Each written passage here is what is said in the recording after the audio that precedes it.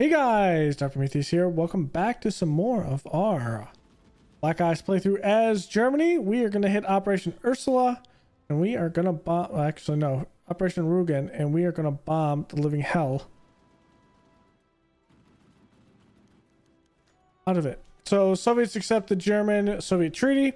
Our negotiations with the Soviet Union have been successful. An agreement has been reached where our nations will aid each other in development of new armored units, with a possible extension to other research areas in the future.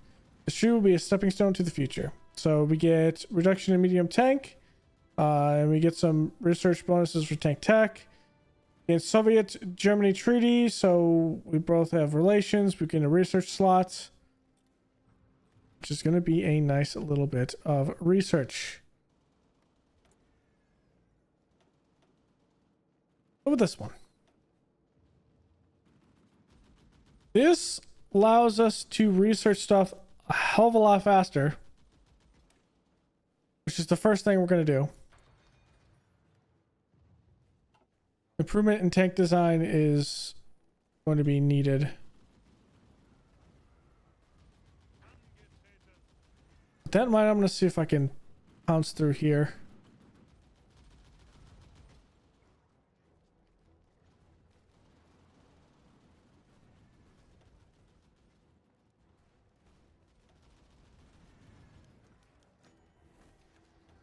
Agent was captured. Which one is it?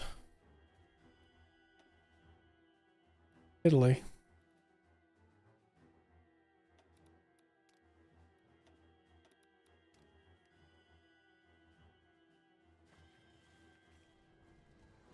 $59. No one's moving into that. We got Freon refrigeration. It'll help.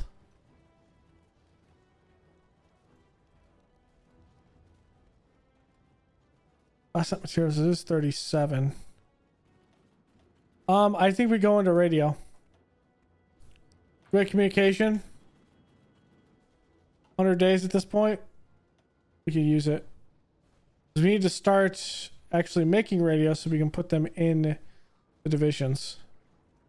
They're funneling in this salient and we're funneling out. Shibai San Ma. The Chinese Soviets. Okay.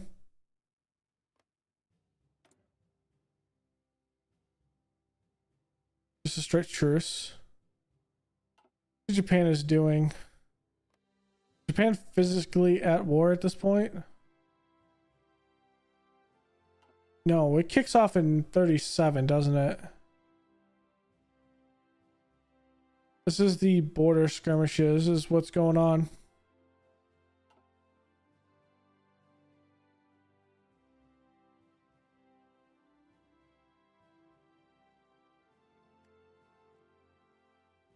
Spent so much time looking at Spain, I feel like I'm playing Spain half the time.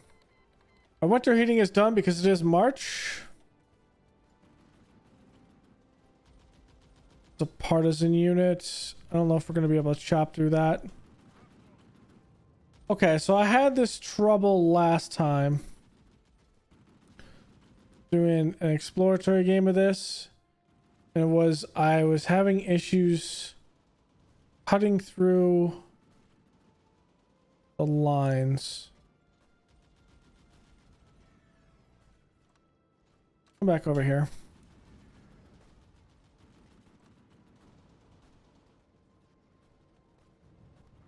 If we can take Barcelona, then maybe we can do something here. Magazine Fort raid. The IRA raided the magazine fort at Dublin. Though they had managed to mostly seize Irish munitions, they were reclaimed very shortly afterwards. Many IRA volunteers were caught and arrested. Many high-ranking IRA members have been executed. The Altbreches have been given emergency powers to deal with the crisis. Not sure what that is. Probably something to do with everything. All right, we're flying 109s here. At least starting to. Our Operation Ursula, we're going to get that going. Pretty much everyone Who's on the side of Republican Spain? All right. War games. Okay, let's see how is that working. Foreign influence. Our ambassador to Grand Duchy of Luxembourg has informed us that he has succeeded aiding the establishment of a small wing of like-minded individuals. Okay. Our cause grows. Third International Chopin Piano Competition from February 21st to March 13th, 1937. Warsaw was the site of the Third International Chopin Piano Competition, or third. I'm not even going to attempt to pronounce that in Polish. It was the final competition before World War II broke out, and it wouldn't take place again until 1949. The competition featured 80 pianists from 22 nations, including 2 from distant Japan. The pianos available to the contestants were made by Bechstein, Bosendorfer, Weil, and Steinway. Yakov Zak, a pianist from the Soviet Union, won the top honor, with Lance Dosser from the UK and Chico Hara from Japan receiving special honors. Congrats to the winners.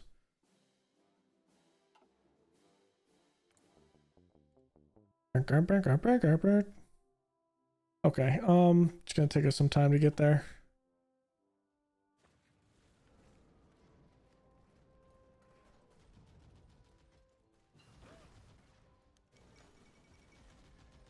My Brenner Sorgered in Germany. Written in German and not the usual Latin, it was smuggled into Germany for fear of censorship and was read today from the pulpits of all German Catholic churches on one of the church's busiest Sundays, Palm Sunday. The encyclical condemns breaches of the 1933 Reich Concordat agreement signed between the German Reich and the Holy See. It condemned pantheistic confusion, neo-paganism, the so-called myth of race and blood, and the idolizing of the state. It contained a vigorous defense of the Old Testament with the belief that it prepares the way for the new.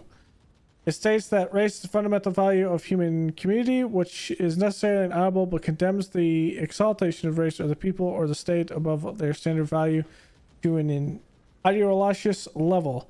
Also declaring that man is a person, possesses rights he holds from God, which they collectively must protect against denial, suppression, or neglect. Although National Socialism, Adolf Hitler, and the Nazi Party are not named in the document, all those who hear it know exactly who is being criticized, with some even believing it labels the Fuhrer a mad prophet. It has been the first organized criticism of the Nazi Party since they came to power, and many Catholics have heeded the realms of the Pope. So we hit a popularity hit. The Chinese are just giving us everything. The Hinkle HE 112A. Okay, so we have the BF-109C. We are going to research that bad boy. I do have this, but this is going to be a multi-role, and it will not fit the idea of an interceptor. The reason why we do that is we do need some interceptors, and it might have been a better priority to actually research one of the 2-ring interceptors, to be honest. That's a heavy fighter. Multi-role into interceptors. I take that back. Yes, I 100% take that back. Yep.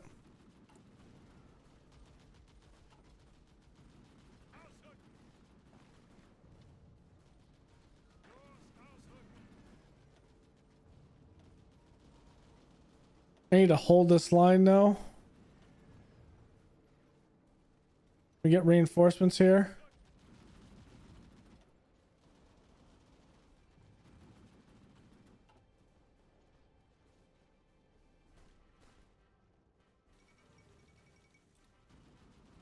Okay, Yugoslavia and Italy signed a treaty.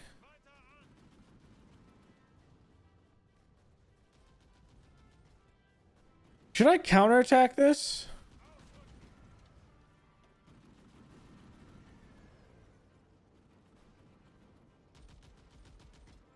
I don't know why we're stacking 5 bodies here.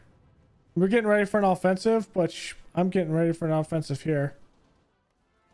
If we can get these guys back in the front, this should be able to solidify. Now we pushed just outside Madrid, and that's why they're getting collectively more around here. This makes sense. All right, organization Tolt. That was the official creation of the opposition Tolt, which dates in 1938. But preliminary work had already been undertaken by that point thanks to the involvement of Fritz Toltz, its founder, in various construction projects, including the Autobahn. OT's duties from this point would include many special construction projects, including military ones, such as the West Wall and the Atlantic Wall. Albert Speer would succeed Fritz Toltz as OT's leader following the latter's death in 1942. So this is the economic minister. And we get construction bit. Okay, the Rights Autobahn. Where's Oderland? Oderland's here, right?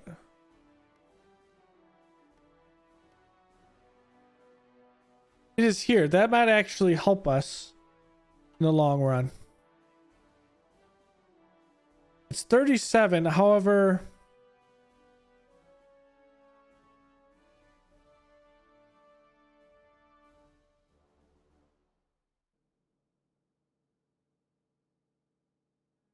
I think that's probably best. Let's go August program. The August program is an armament program to increase the strength of the German army, which we're going to need as time goes on. The German army matters more than anything. Okay.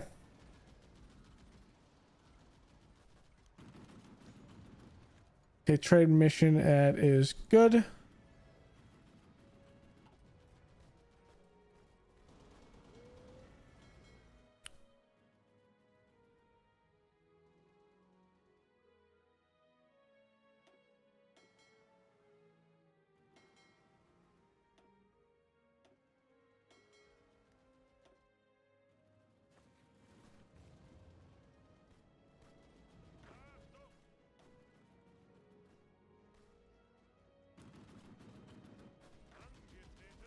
Once we get our planning and our organization back up, we'll be good.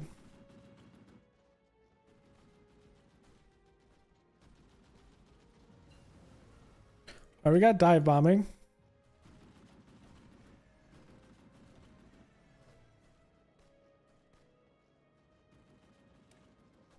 The next bit in Cass.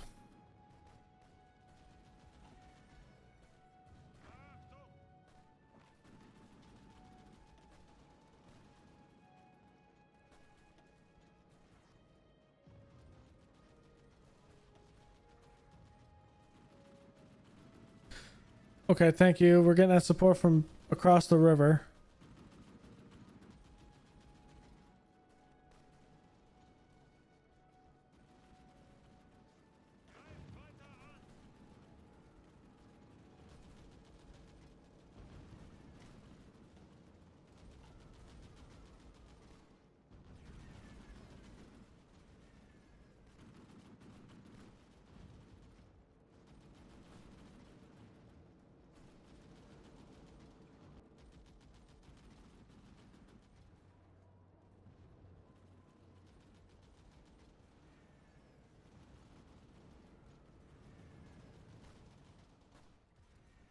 Waiting for that battle to go through.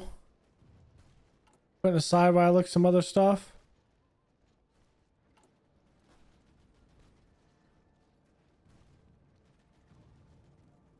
Stability.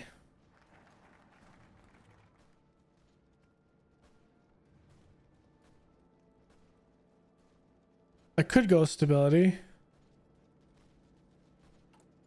But I think we need this for other things. Okay. The battle's actually going pretty well.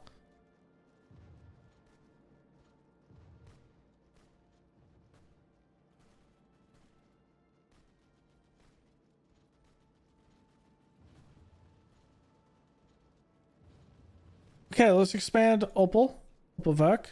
Expand the industrial capability of producing motorized equipment like trucks or mechanized half-tracks will be important for the Army's mobile forces. So it gives me 6 more building slots in Brandenburg, 4 military factories, 2 engine factories, 2 more military factories in Oderland. I'm not sure what the funds are. Oh, you know what the funds are? Funds are this. This is funds. Trade points are called funds. Okay. We're pushing here. Sign this treaty with Transjordan. Counterintelligence is done. We're going to keep on getting that counterintelligence up and running. The trade is working fine right now. What are we building? We're still building civilian factories. 1937.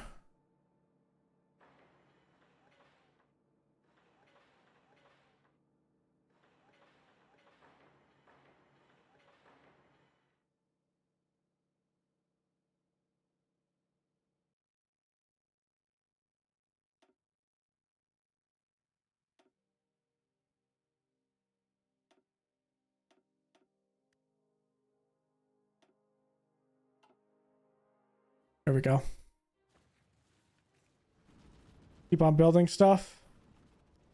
We can grab Barcelona. That allows us to choke out this entire area. And we got it. There's paratrooper equipment.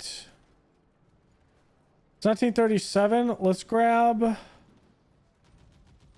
still getting a radio. Let's get recon equipment up.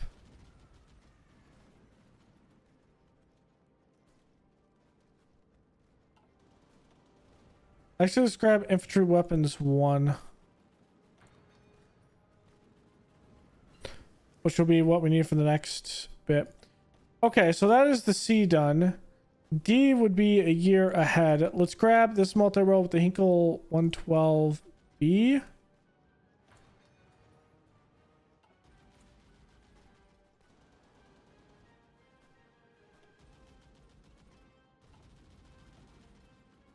Okay, now this is what we're going to do. We're going to keep one line here, and we're just going to keep on pounding away at what we need. We're going to need paratrooper equipment. I'm not going to need that much. I'll just put one factory on it.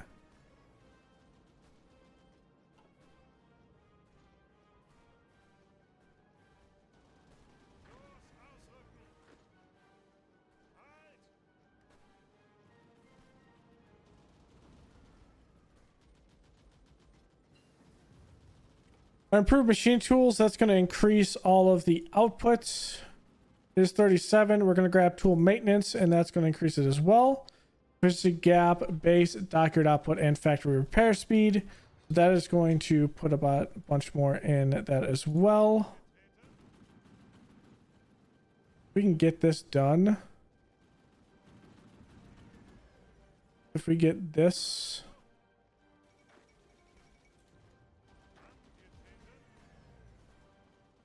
Let's speed both of those up. Will be good.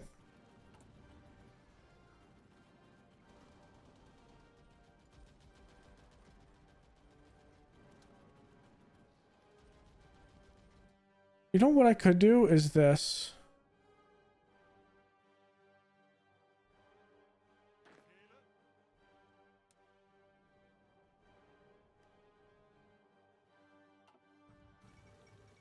Egypt joins the League of Nations. Who really cares about that? This is Egypt.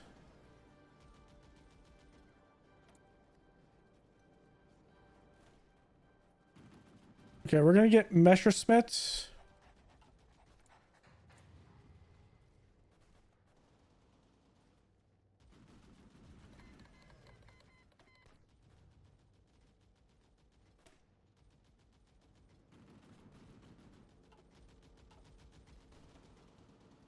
Okay, Sea King is at war with itself. Is it a civil war? I think it is. A Sea King and the state of Sea King. The one is authoritarian, the other one is more communist. So it hasn't hit off yet.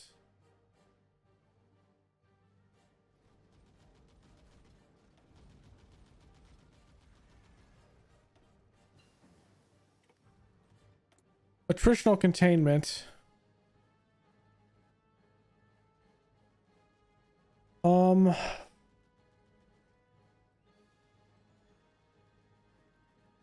Might do approved brigade HQ.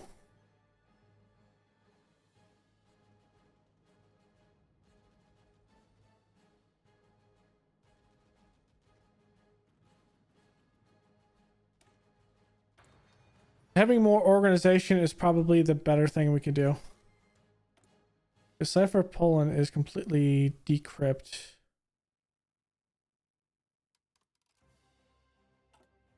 Grab that one. They were grab their cipher.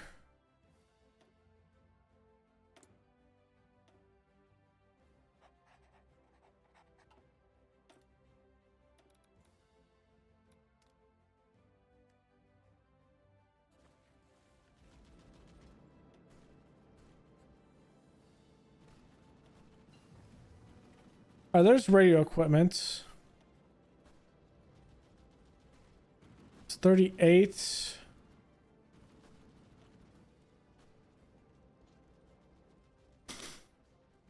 Hmm.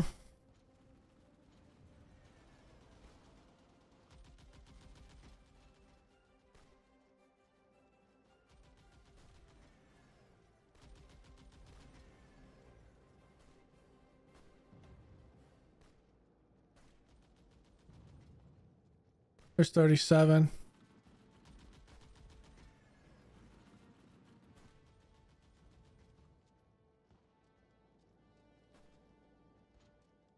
Hit aluminum industry, 54 days.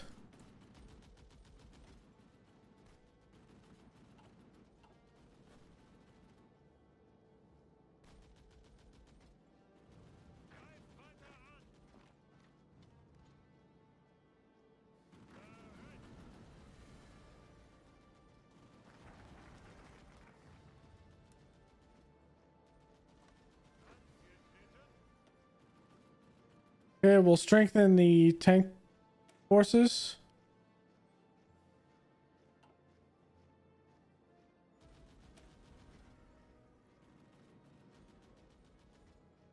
That's only one military factory.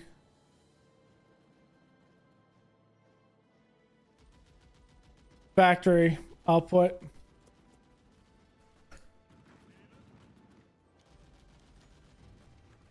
Issue to Denmark. Improved ship transportation. Let's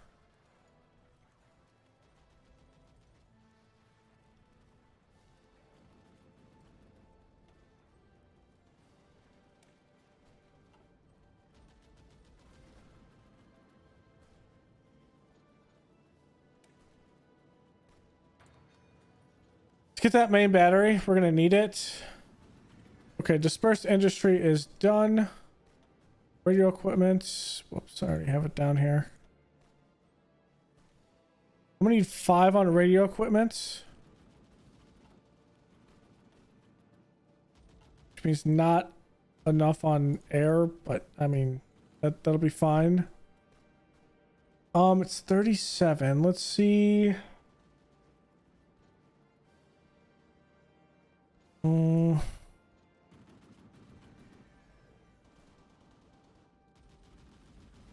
Chemical industry. So chemicals offer the chance of improvements to agriculture, industrial, and military output, allowing us to make more necessities locally. So factory output goes up, supply in controlled states and core states goes up. Synthetic rubber and refinery goes up. So that's a 5% boost for that. We will need those to begin with.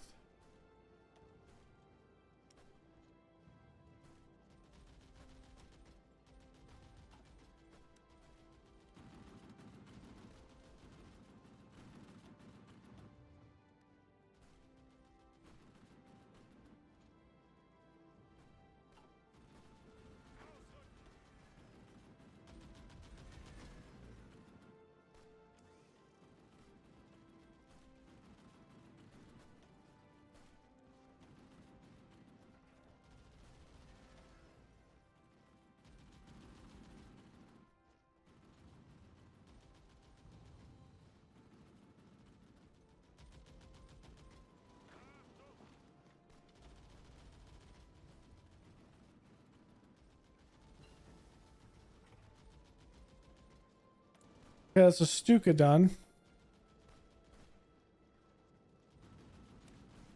Me and Bomber. We started making them yet? No.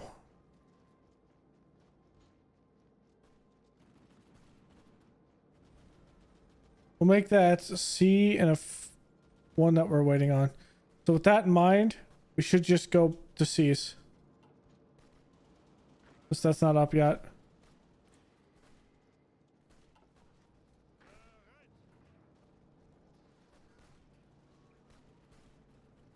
Come on, one of you should get there before the other.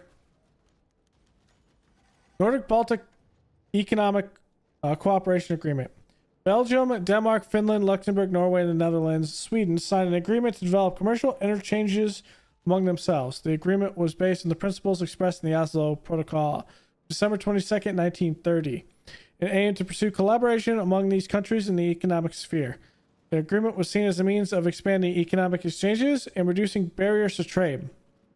It provided for the abolition of exceptional defensive measures taken by different states to protect themselves from the effects of the crisis, and the adoption of measures conveying guarantees of stability more extensively and precise in their nature than those arising from the Oslo Convention.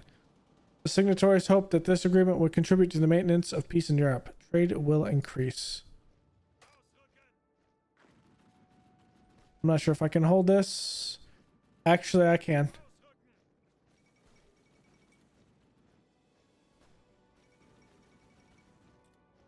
There goes Amelia Earhart. She has now disappeared.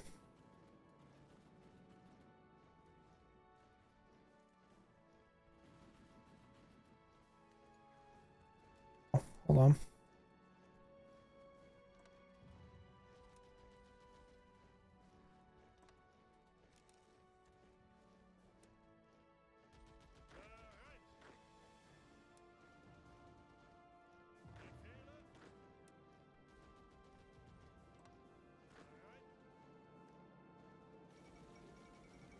We're playing an organizational bonus because we're going to plow right through this unit.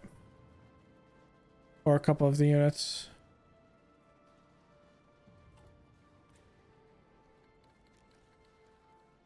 Alright, there's the war against...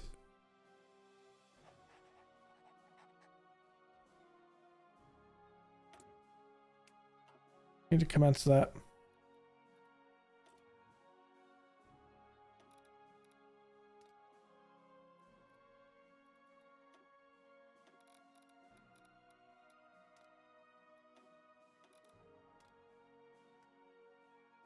You know, look at England.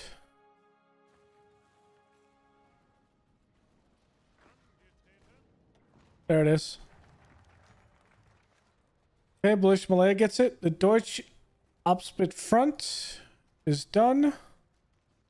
So that's the Labor Front, was one of the largest national socialist organizations. It was created in 1933 as a means of replacing all previously established labor unions via centralization to the National Socialist Government.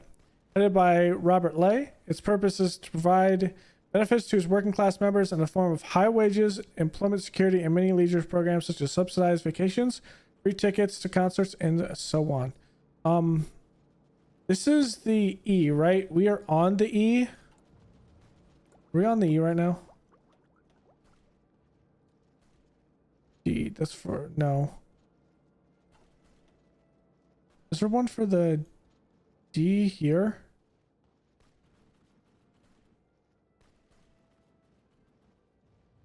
Did I miss one?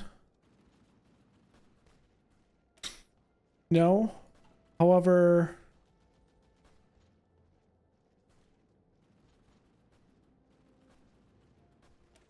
I'm going to grab this inefficient SIP design. That's going to go down. It's going to give us a bit more when it comes to building things. There's the Marco Polo Bridge incident. The Japanese and Chinese forces have skirmished inconclusively over the strategic Marco Polo Bridge, located just southwest of Beijing. The Republic of China has rejected the Empire of Great Japan's demands for an apology and territorial successions, claiming instead that the breaking point of Japanese aggression has been reached. Diplomats fear that the volatile situation could result in a war at any time. Interesting times indeed. Okay, taking this will actually ensure that that's done. We should really put it under this. Like here.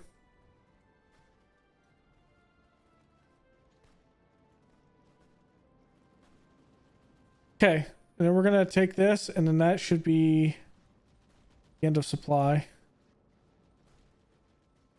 When you barely got in here.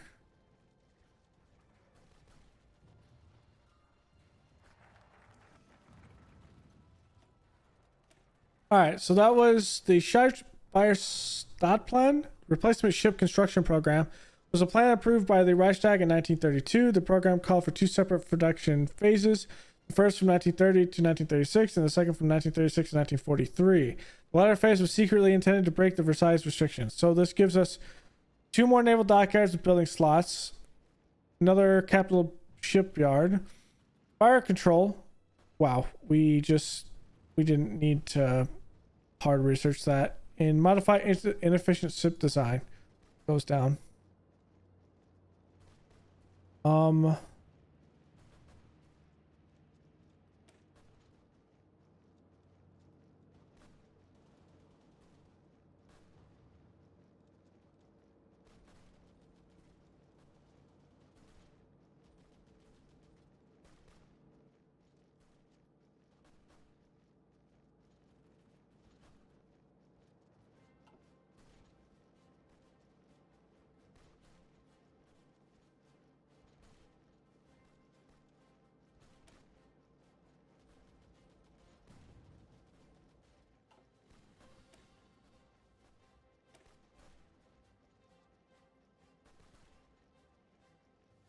2 years for electric torpedo.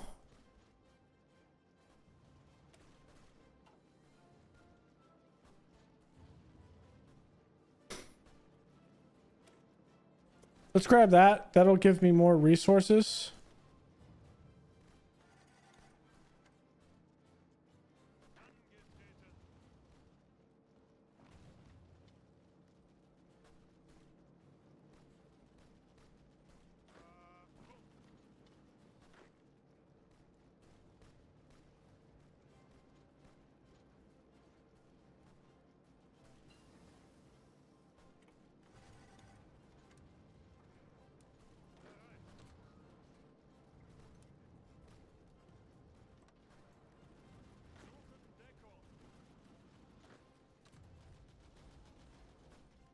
All right, we have this pocket, so that's good.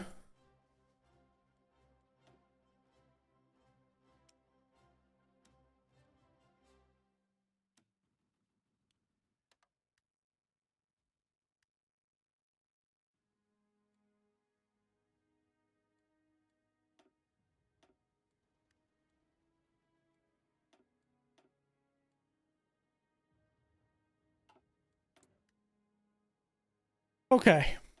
This.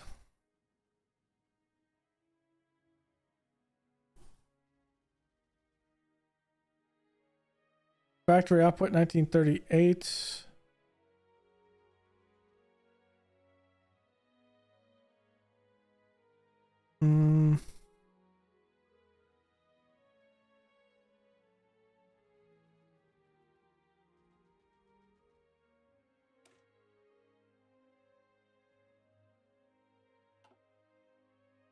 This could allow us to spiral a bit.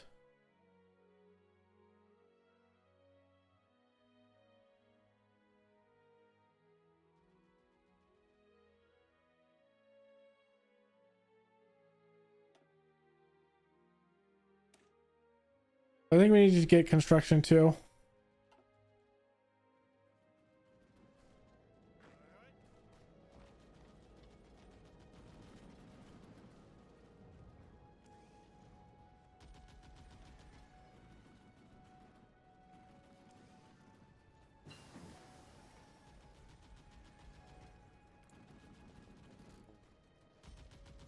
Keep getting counterintelligence up.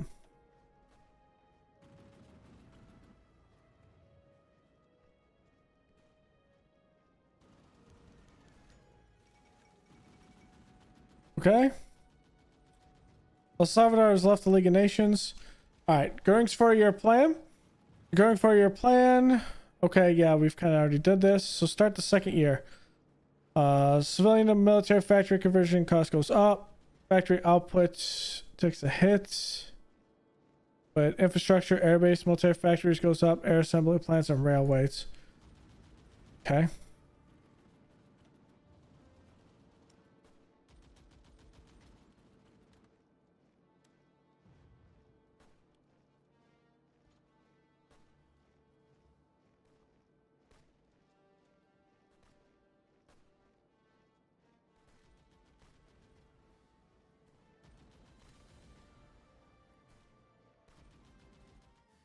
Did this unify now? No.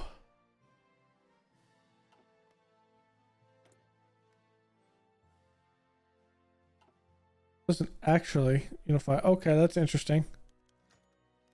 I'll divert bomber production. More people leaving.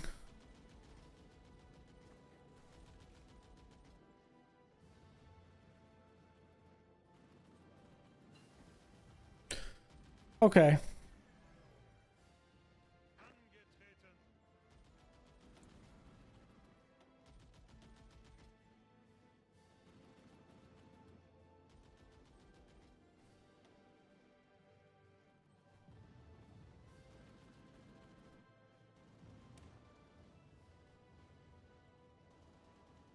Torsion bar suspension. Torsion bars use a twisting rotational force on a long bar of steel to provide a spring action. One end of the long metal bar is attached firmly to the vehicle chassis. The opposite end terminates in a lever attached to the wheel. Vertical motion of the wheel causes the bar to twist around its axle and is resisted by the bar's torsion resistance. While the installation of torsion bars across the bottom of tank hulls makes them well protected and allows for reduced widths of the tank, it also increases their height. This is undesirable in itself and can be also significantly increase the weight of tanks, particularly when they are heavily armored. 134 days, that's still a pretty good research point. All right. So we have the Panzer II off C. Now, is that... Just to confirm... That is considered a light tank.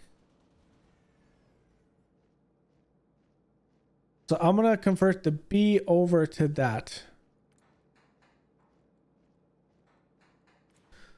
I'm going to come over here. I'm going to get this. Okay, there's the C.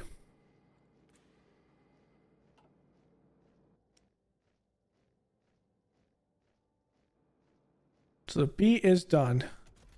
The C.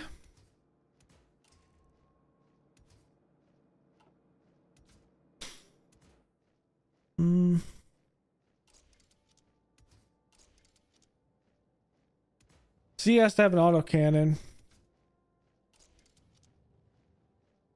Now gas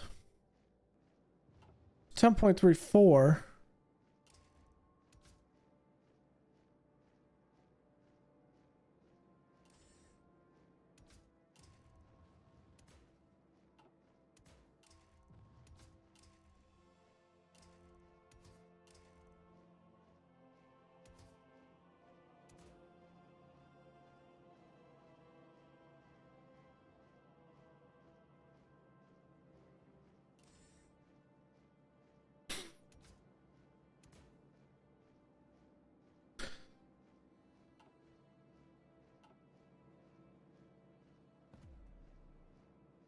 There's the C.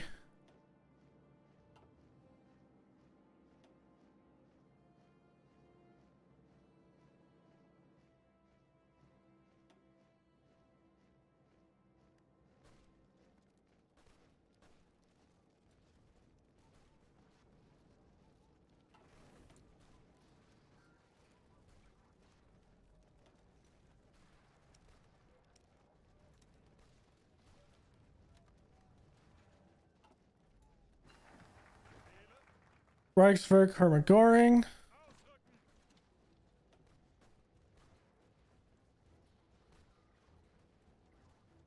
Motorized equipment and construction technology.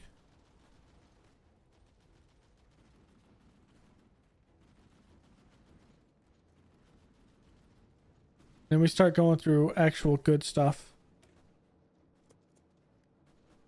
that we really need for an increase of industrialization. All right, we have the next bit of stuff. Bomber, that's going to be ahead of time. I'm going to take the naval...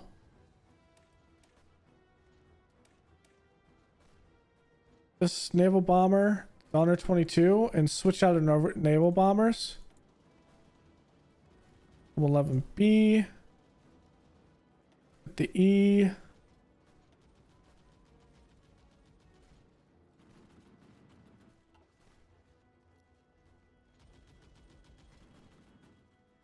Yeah, let's look at this.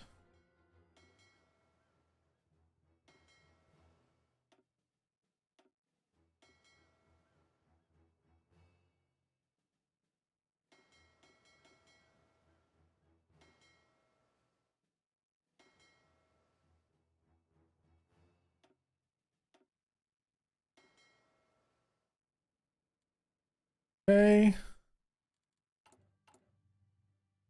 Let's get the Großdeutschland. So in the German Wehrmacht before and during World War II. Okay, yeah, we kind of already know that. All right, let's see what this one's all about. We're gonna get a parade. Here we have the power to do it.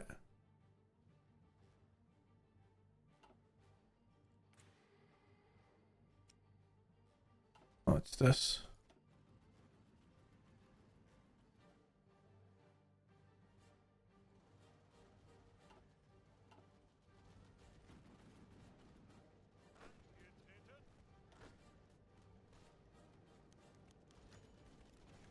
In June 1937, the unit was renamed at this time to Wacht Regiment Berlin.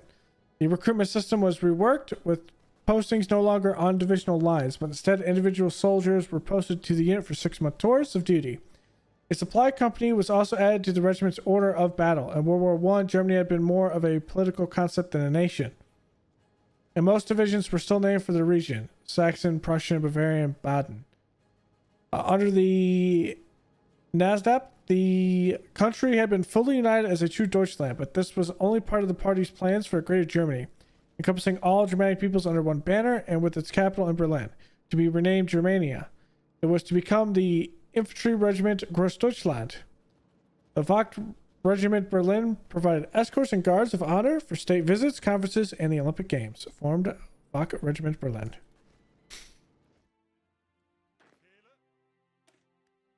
What is this considered? Oh, it's just one in here. Okay, that means I'm gonna keep these guys out.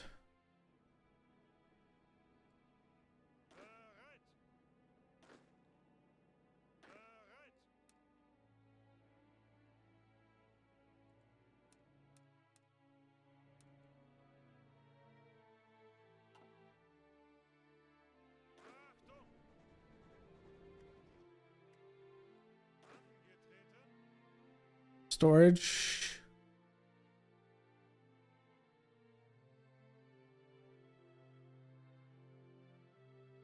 Let's go.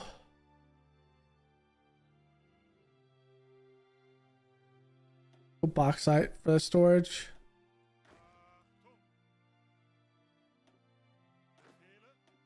Just put them in a random theater.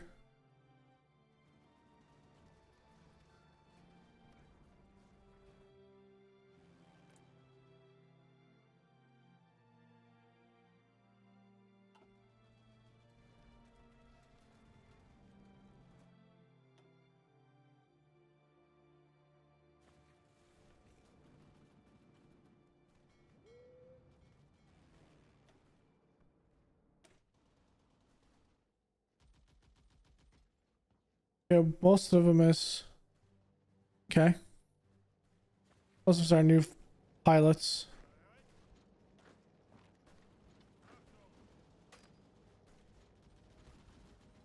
Or new planes, I should say.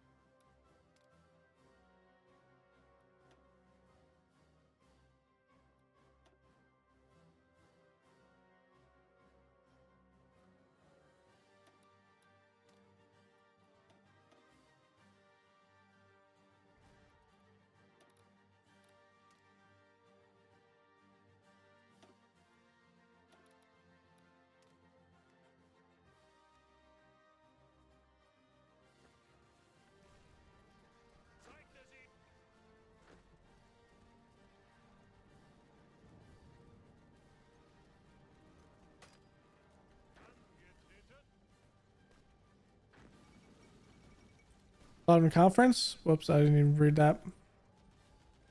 The interceptor. I don't have an interceptor. The interceptor that I want to talk about, I should say.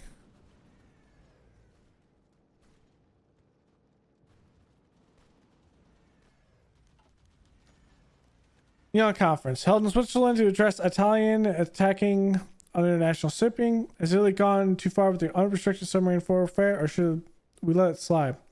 Italian dictator Benito Mussolini has denied any allegations of these claims and states that they are pilots, not Italians. 8 countries participated in this conference, those being Egypt, France, UK, Yugoslavia, Bulgaria, Romania, Turkey, and Greece. France and UK will patrol the Western Mediterranean, and the other signatories shall patrol their own waters. Interesting.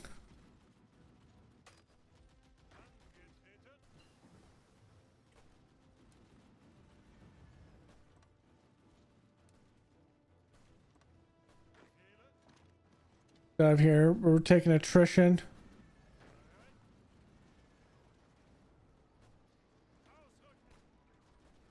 Use the rail and just get out of there. Okay. So that's done. Let's grab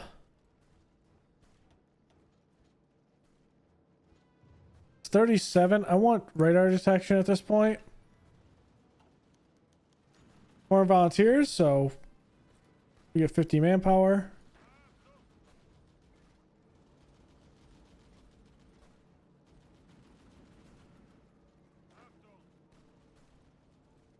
Yeah, let's get this planning bonus and all our org up.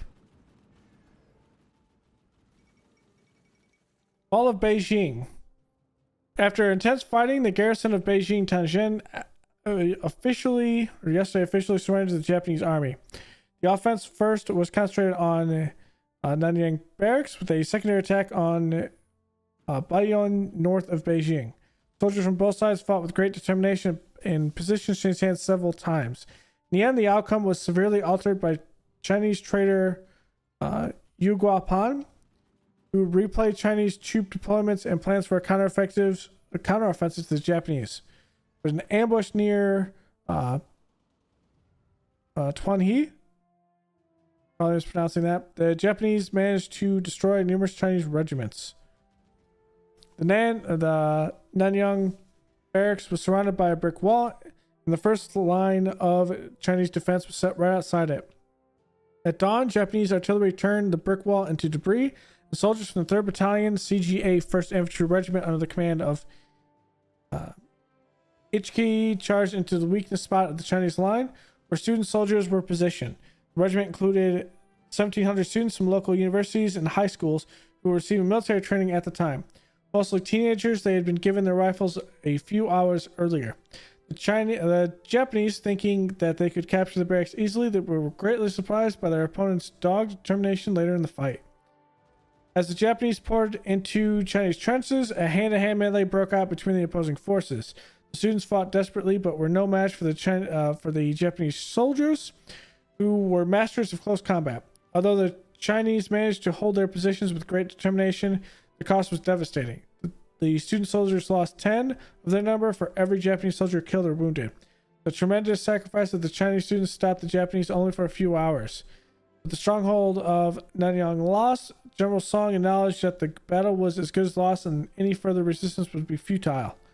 The Generalissimo also noted the gravity of the situation and ordered Song to withdraw. By nightfall, Song abandoned Beiping and withdrew the bulk of his army to Baoding.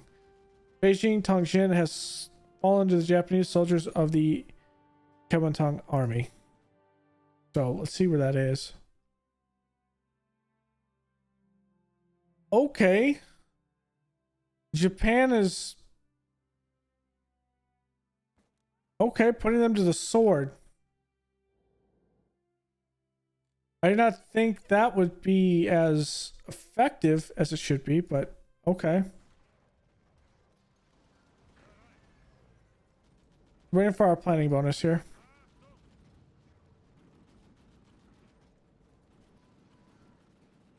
And our organization to go up.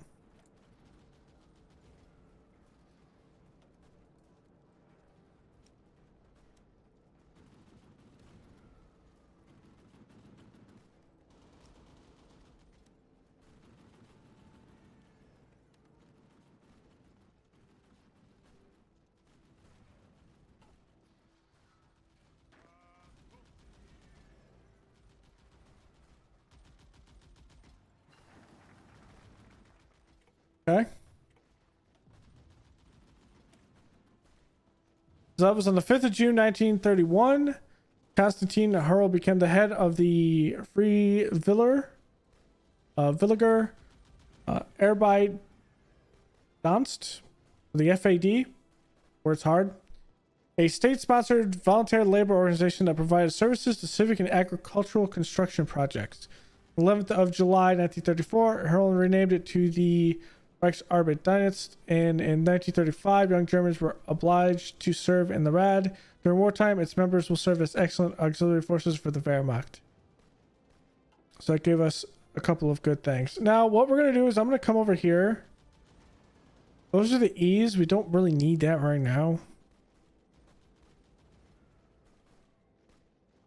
I'm going to come over here. I'm going to grab alliance with Italy.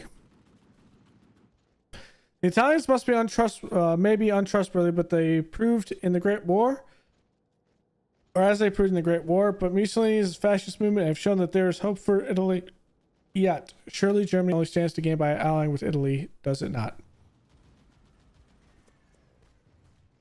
So the key is to try to get them on our side before we go to war with France. All right, 1937.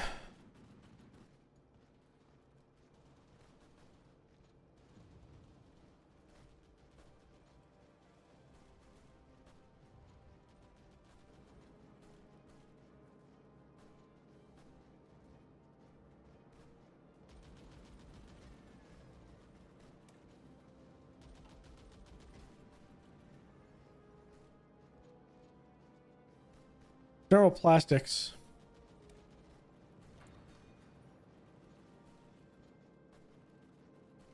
Actually, let's look at this.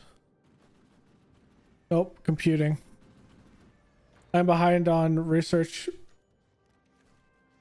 We formed the National Labor Service, mostly existing of young men and women, and are eager to work for a glorious nation. We just have to decide if we want to use them to build up our country or send them to the factories. I think we send them to the factories. Training time does go down, but production efficiency growth goes up and factory output. Even though it's just 1.5%, that will help us in the grand scheme of things. I'm going to add that war support.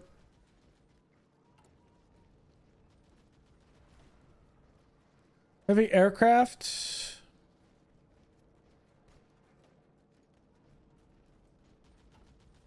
For this one, let's go into here and think about what we want to grab.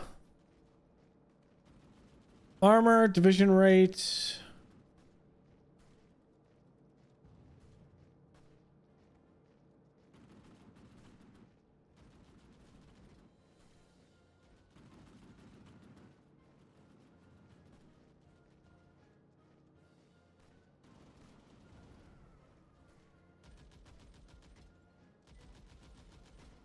Let's create.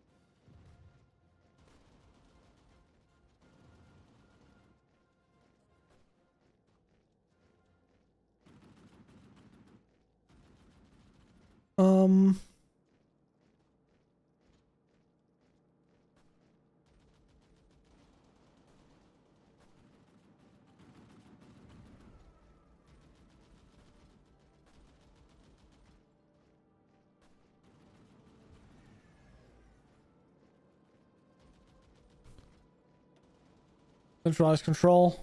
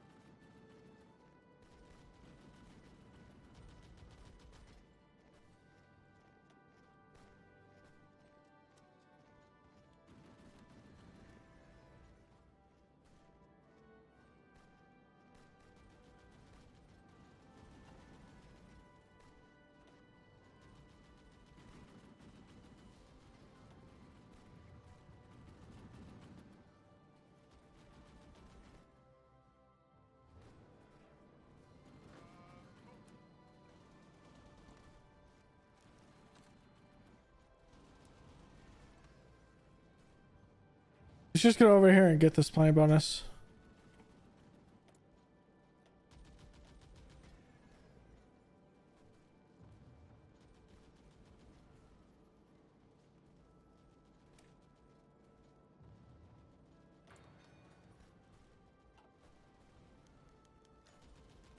Okay, good trade mission.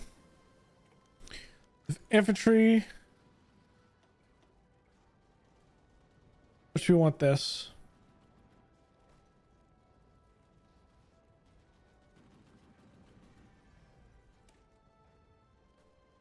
After the start of hostilities and campaigns in Poland and France, the need for a semi-automatic rifle was understood quickly. Pre-war German small arms doctrine based their squad's firepower on the machine guns, so the role of riflemen is largely to carry ammunition and provide covering fire for the machine gunners. It was apparent that increasing the fire rate of riflemen of a squad would greatly enhance the combat performance of the infantry squads. In 1940, the Army called for a design for a semi-automatic rifle with 3 specifications. First, no holes to be bored into the barrel for tapping gas for the loading mechanisms. Second, the rifles were not to have any moving parts on the surface. And third, in case of the auto-loading mechanism failed, a bolt action was to be included. Weapon manufacturers Mauser and Walther submitted a rifle design that reused the same 7.92 Mauser cartridge with the Kar 98. We used the Bang system named after Danish designer Soren H. Bang to enable semi-automatic fire. It had a 10-round internal magazine that was loaded with stripper clips. While the Mauser design named the Gewehr 41 fulfilled all of the Army's specifications, the overall design was highly complex, unreliable, heavy, and had accuracy issues. Walther's design, named the Gewehr 41W, ignored the last 2 specifications but was less complex compared to the M. However, it still had a gas system problems and the rifle was difficult to maintain. Nevertheless, it showed enough problems for further development. Over 140,000 units were ever produced between 41 and 43. I'm gonna take this. Actually, it's probably not the best thing right now. Signal company. We need signal companies. We need signal companies. All right, Nicaragua submitted a formal complaint to the League of Nations regarding the treatment of Nicaraguans by Honduras and the ongoing dispute over their shared frontier. The Nicaraguan government raised concerns about the treatment of well-being of Nicaraguan citizens residing in Honduras, as well as the hostile attitude displayed by the Honduran authorities in the border dispute. Nicaragua alleges that Honduran actions have violated the rights and dignity of Nicaraguan individuals living in Honduras. They expressed deep concern for the safety and welfare of their citizens and seek international intervention to address the issue. Furthermore, the frontier disputes between Nicaragua and Honduras has been a source of tension and conflict between the 2 nations. Nicaragua accuses Honduras of adopting an unfavorable attitude in dispute, which has further strained their relations. By bringing this matter to the attention of the League of Nations, Nicaragua seeks a resolution that upholds the principles of international law, promotes peaceful coexistence, and safeguards the rights and well-being of Nicaraguan nationals. The League will now assess the complaint and decide on the appropriate course of action to address the concerns raised by Nicaragua. Minor matters are none of our concern because we are deep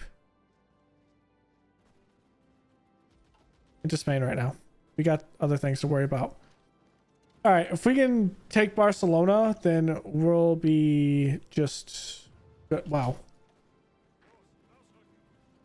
Stop this attack. We aren't completely up in an organization, nor are we in our planning bonus.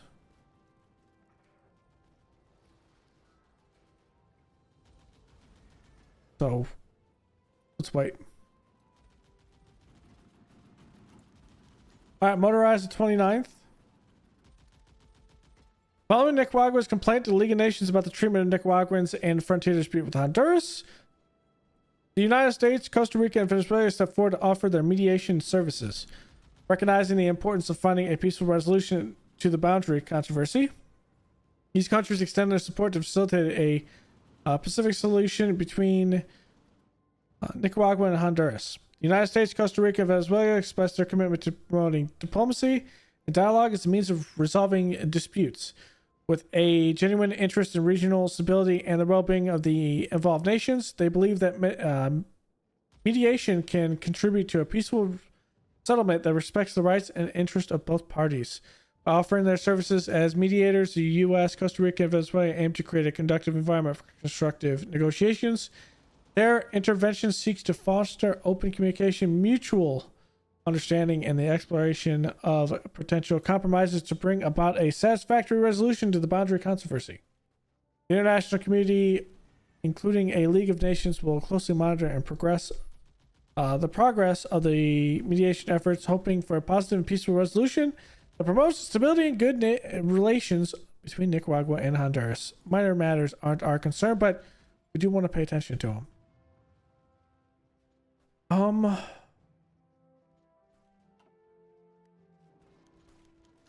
right, we're motorizing the 29th. So editing of the 2nd Division, so this will switch a lot of it. The first 4 motorized infantry divisions, the 2nd, 13th, 20th, and 29th, were directly upgraded from infantry divisions during 37 to 39, so they kept most of the features of the parent ones. Each motorized infantry division had 3 motorized infantry regiments, plus 1 motorized artillery regiment as its major combat components. The division also had other supportive units, so we will do it.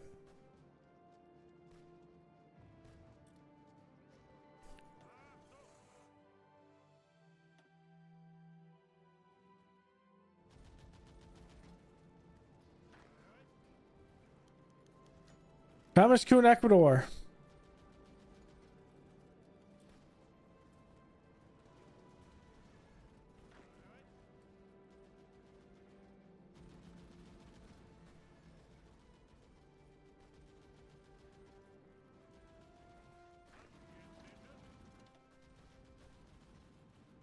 We should be able to win this.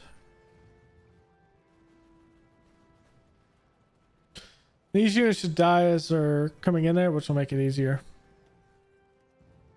The Hallsback Memorandum was the summary of a meeting held on the 5th November 1937 when Hitler outlined his future expansionist policies to his senior leaders. The meeting marked the radicalization of Hitler's foreign policies. Hitler began his remarks by stating that the goal of German politics must be to respond to German shortage of space, since it was not possible for Germany to be self-sufficiently supplied with its present territory. And considering that the German economy should not make itself dependent on foreign trade, an expansion of German territory was inevitable. In doing so, Germany would have to arm itself against Bolshevism, as well as against the hate opponents of England and France. The goal of German policy is to secure and preserve the masses of the people and to increase their numbers. Thus, there was a problem of territory. To solve the German question, there can only be the way of violence, which will never be without risk. If one places the decision to use violence under risk at the head of the following explanations, and the questions when and how remain to be answered. In order to improve our military political situation, our first goal must be to defeat the Czech Republic and Austria at the same time in order to eliminate the risk of a possible war on 2 fronts.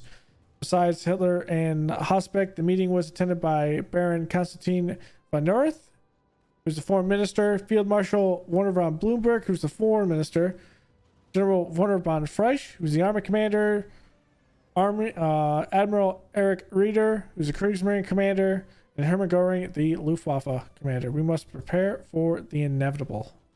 And that we will. That we will. So let's motorize the 2nd, 13th, and 20th infantry divisions. So the message is the same, so I'm not going to read it again.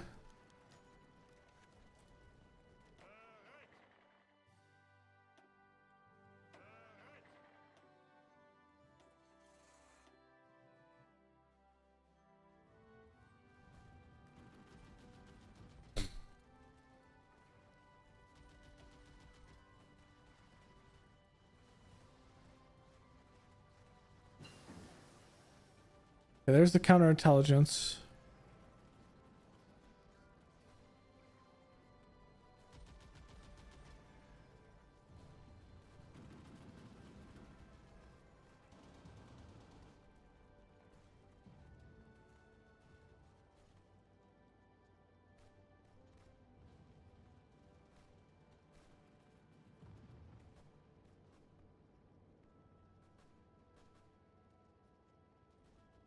I might do blueprint stealing. We'll probably steal a couple blueprints.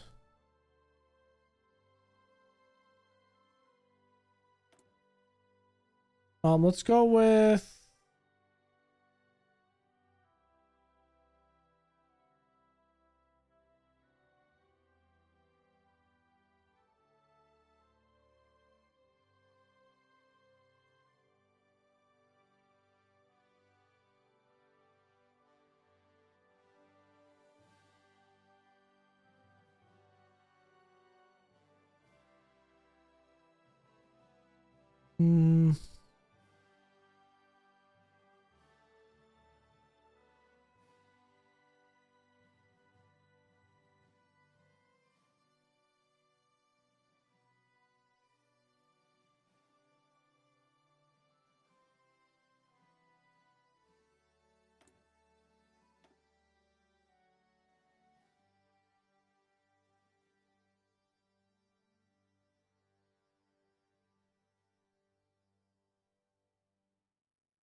what are we doing? Collaboration governments.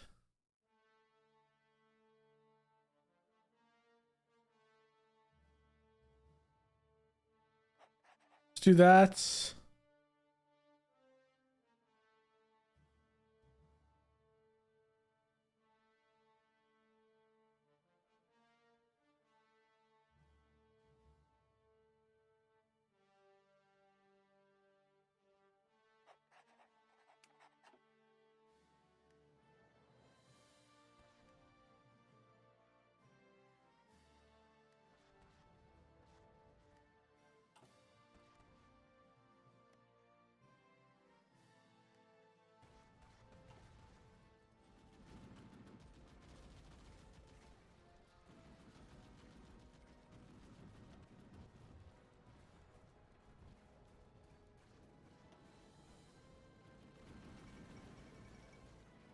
The International Conference on Repression of Terrorism was held from November 1 to 16th at 37 in Geneva, Switzerland. The conference was attended by representatives of various countries and organizations within the League of Nations and was convened in response to the growing threat of terrorist activities across the world. The conference was divided into three main sessions, during which various issues related to terrorism were discussed and debated. These included the definition of terrorism, the causes, the measures that could be taken to combat it. The conference also discussed the legal and political aspects of terrorism, including the role of international law in combating terrorism, the jurisdiction of national courts in prosecuting terrorists, and the rights and victims of terrorism. The conference resulted in the adoption of a Convention for the Prevention and Punishment of Terrorism, which set out a comprehensive legal framework for combating terrorism. The convention defined terrorism as criminal acts directed against a state or intended or calculated to create a state of terror in the minds of particular persons or the general public. It also established a range of measures for preventing and punishing terrorism, including extradition, the seizure of assets, and the imposition of severe penalties for activities. However, many states within and without the LON refused to ratify the agreements due to their extradition clauses, giving them limited value. We should be allowed to decide the fate of our own citizens, as we should. Okay, I kind of want to get this actual one down.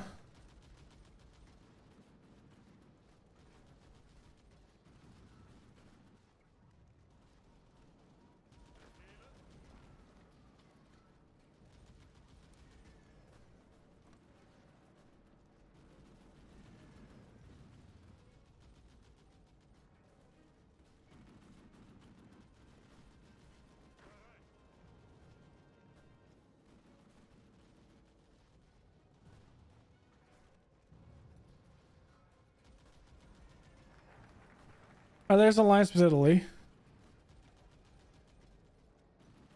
Okay, economic assistance. We will help Mussolini develop his nation. Italy is woefully unprepared to wage a modern war. Costs incurred by the war in Ethiopia have drained the Italian treasury of funds. It needs to modernize its armed forces. Our aid will help significantly develop their weapons stockpiles and industrial capacity. So it gains economic assistance, which grants consumer goods factories, all buildings construction speed, efficiency cap, growth, factory output, all of the above. Italy is going to get a little boost from us.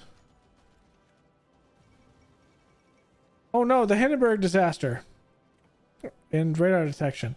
The German passenger airship Hindenburg was destroyed today while attempting to dock in the Lakehurst Naval Air Station in the United States. The reason not yet determined, the airship was engulfed in flames and crashed to the ground, claiming 35 lives.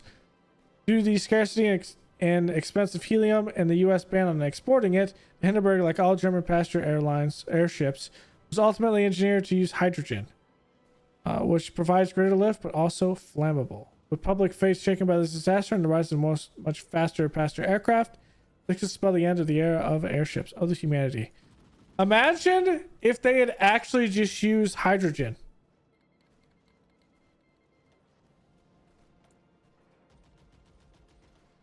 That would be insane. All right, it's 37. I think we go political power. Actually, I don't think we do that. Early turbine engines. Infantry radios. 82 days. 38. We have to do skills and training. We're out the bat. Skills and training. Something we have to do.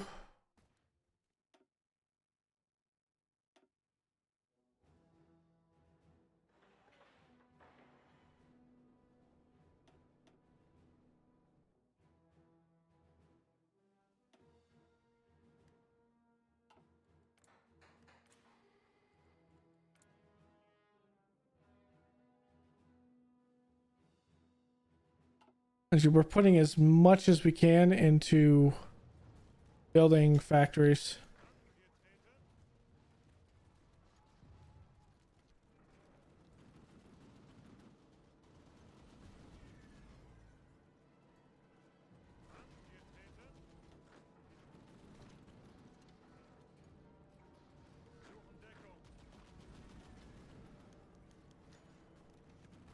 German military mission to China. Germany has enjoyed good relations with China since the end of the previous Weltkrieg, despite the loss of our Chinese possessions. A German military mission has been present in China for a number of years, and Alexander von Falkenhausen has made great progress in reforming parts of the Kuomintang army. This is naturally of some concern to the Japanese, given their present war against China. They are demanding the immediate withdrawal of all German support for the Chinese. Okay, we will recall them.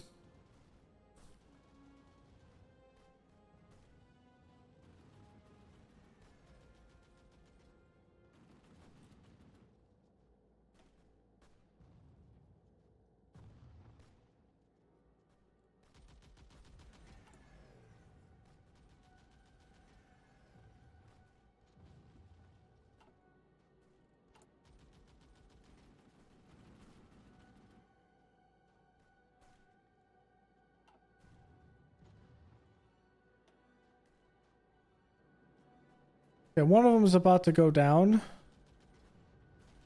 to make this significantly easier for us to win this.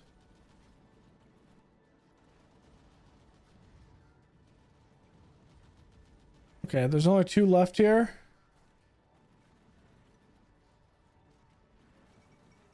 Nobel Prizes of 1937. Foremost defender of the League of Nations. The Nobel Prize Committee today awarded the Nobel Peace Prize to the British politician, diplomat, and peace activist Lord Robert Cecil. During World War I, he was Minister of Blockade, and at the Versailles Peace Conference, he played a leading part in the formulation of the rules of the League of Nations. In 1919, he participated in the founding of the League of Nations LUN, or LNU, which in the inter-year wars became Britain's most important extra-parliamentary pressure group in the field of foreign policy. In 1937, Lord Cecil spearheaded a nationwide signature campaign demanding that the League of Nations adopt economic and military penal sanctions against violators of peace. He was also among the leaders of the International Peace Campaign, which worked for disarmament and collective security through the League of Nations. Nobel Prize in Physiology or Medicine in 1937 was awarded to Albert von Sykes-Gorgy. I'm not even going to pronounce this. Yeah. For his discoveries in connection with the biological combustion processes, with special reference to vitamin C and the catalyst of fumaric acid. Okay. The chemistry was divided equally between Walter Norman Haworth for his investigations on carbohydrates and vitamin C, and Paul Carrer for his investigations on carotenoids, flavins, and vitamin A and B2. Literature was awarded to Roger Martin Dugard for the artistic power and truth for which he has depicted human conflict as well as some fundamental aspects of contemporary life. His novel Cycle Les Troubles. Physics awarded jointly to Clinton Joseph Davidson and George Paget Thompson for their experimental discovery of the diffraction of electrons by crystals. So the diffraction of electrons by crystals, I think that's ultimately they were researching about light fraction and all that, and they developed diffraction of electrons. So it's around that idea. Whenever you hold a crystal and you see the light reflecting in the rainbow and things like that, that is one of the many things that they were doing during this time. On the other note, Adolf Hitler, Chancellor of Germany, issued a decree that essentially forbids German nationals to accept any Nobel Prize. While this year sees no German honorees, one might wonder whatever might happen should that change in the years to come. Meaningless drivel. I think, didn't Hitler win it in 1932? 34? He was Time Magazine, I think it was.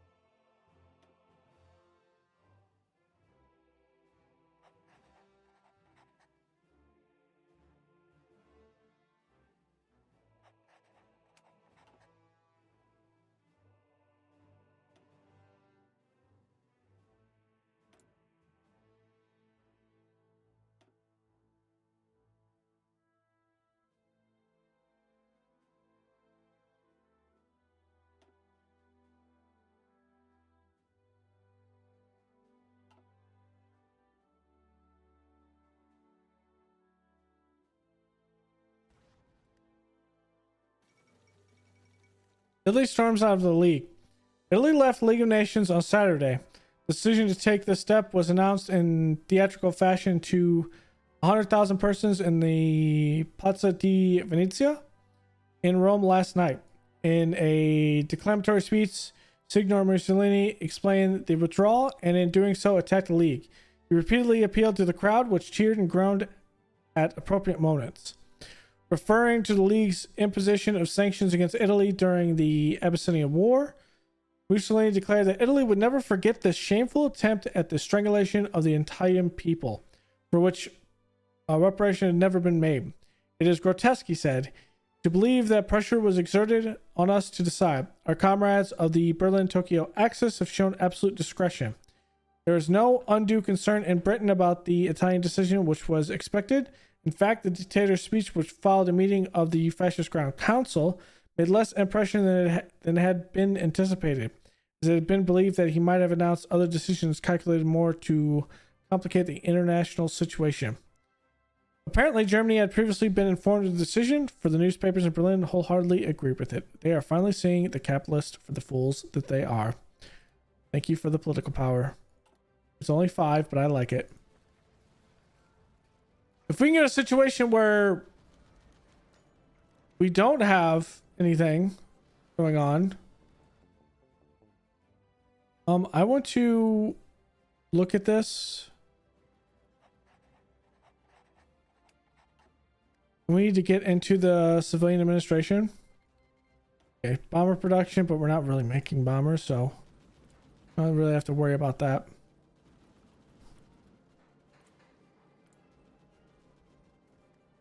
Okay, how many do we have on here?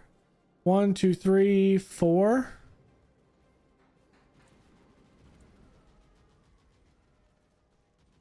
Is it? It's tires.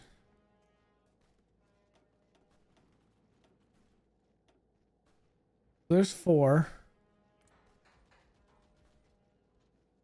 Anything with oil, it's 4. Okay. Should get another factory back.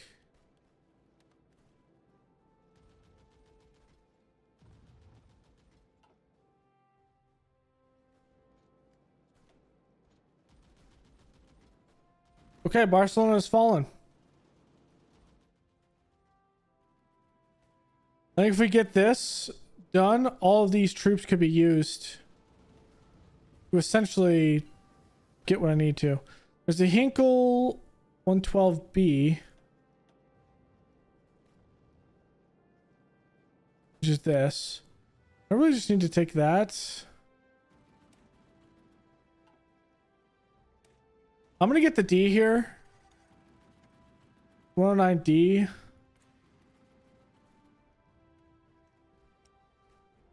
Still a multi-roll, and I don't need a multi-roll. Donner 22. That gives me something else in the air realm. Get ground support. So by closely coordinating cast pilots and ground-based observers, aerial firepower can be precisely directed to help best the troops. Or help with the, well, for the troops.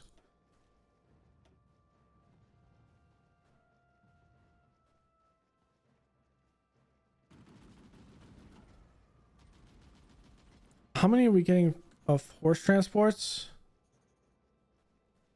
What about...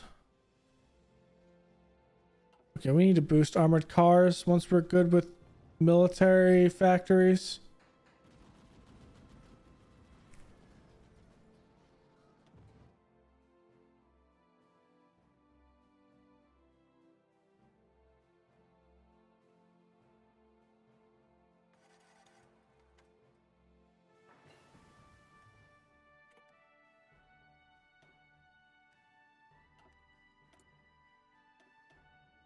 It gives me torsion bar.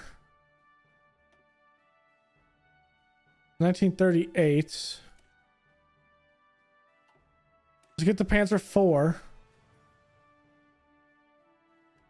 Nope. Let's get the Panzer III. Our research is going to be for the Panzer IV.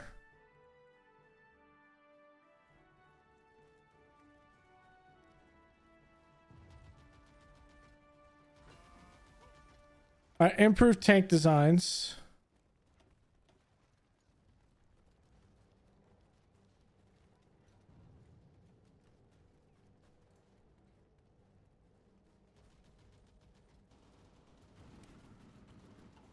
I'm gonna get better diesel.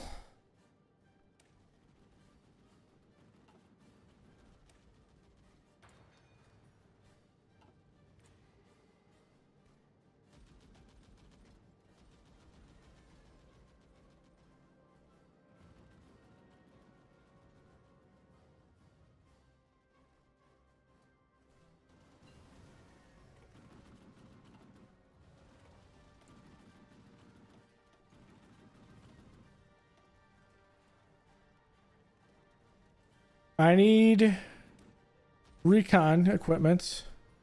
2.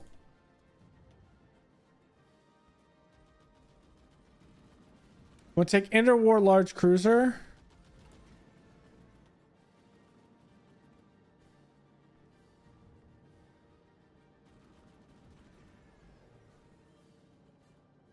Yeah, that's actually one that I'm gonna have.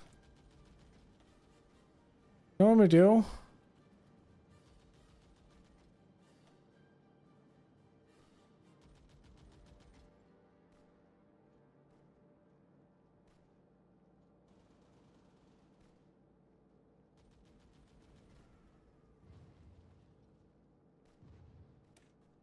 Magnetic mine. We get magnetic mine.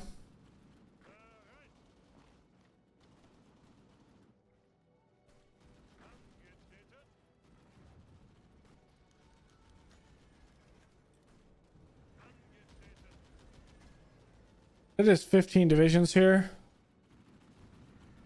We just need to get our stuff up. Okay, there's economic help to Italy. And then let's support the Italian claims. Yugoslavia is clearly within the Italian sphere of influence. The Fuhrer is a strong believer of this fact and will convince our democratic friends that they should allow Italy to formally establish its dominance in the region. And after that, we should have an ability to get Italy into our faction sooner rather than later.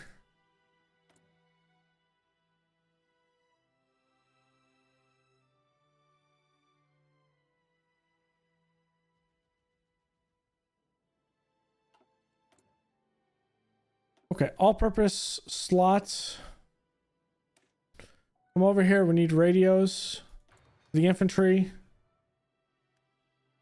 Electronic computing is probably going to be another radio one if one's there. Okay, another excavation from China.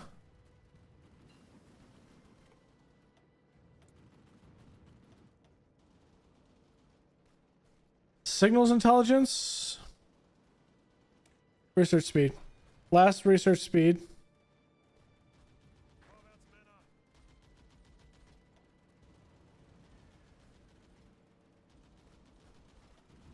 Okay, there's just too many here.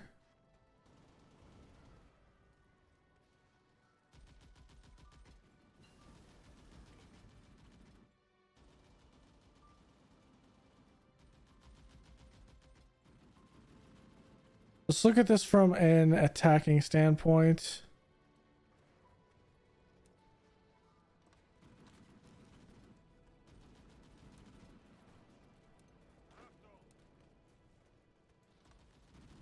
Let's just put that there.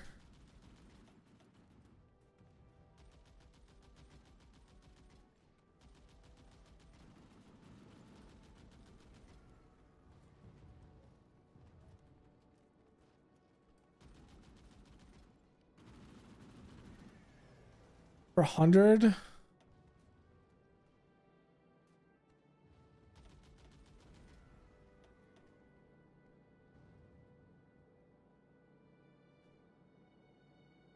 What are these at now?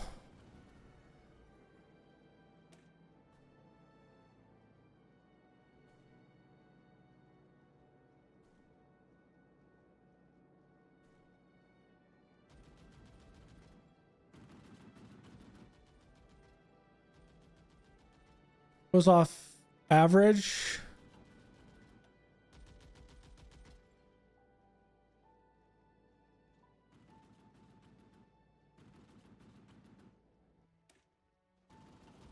Probably this.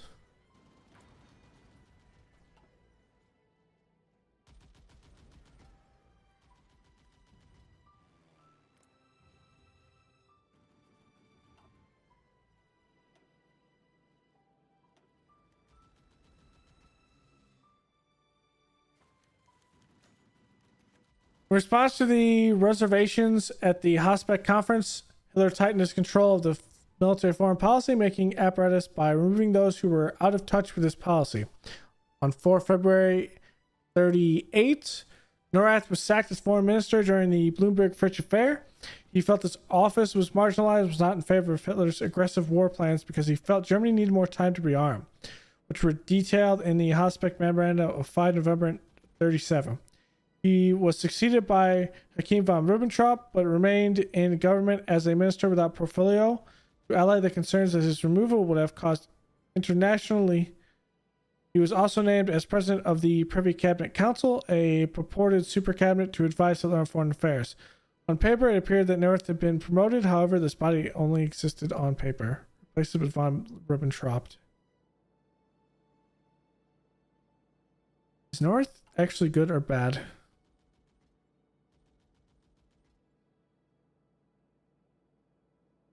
Actually, he's better.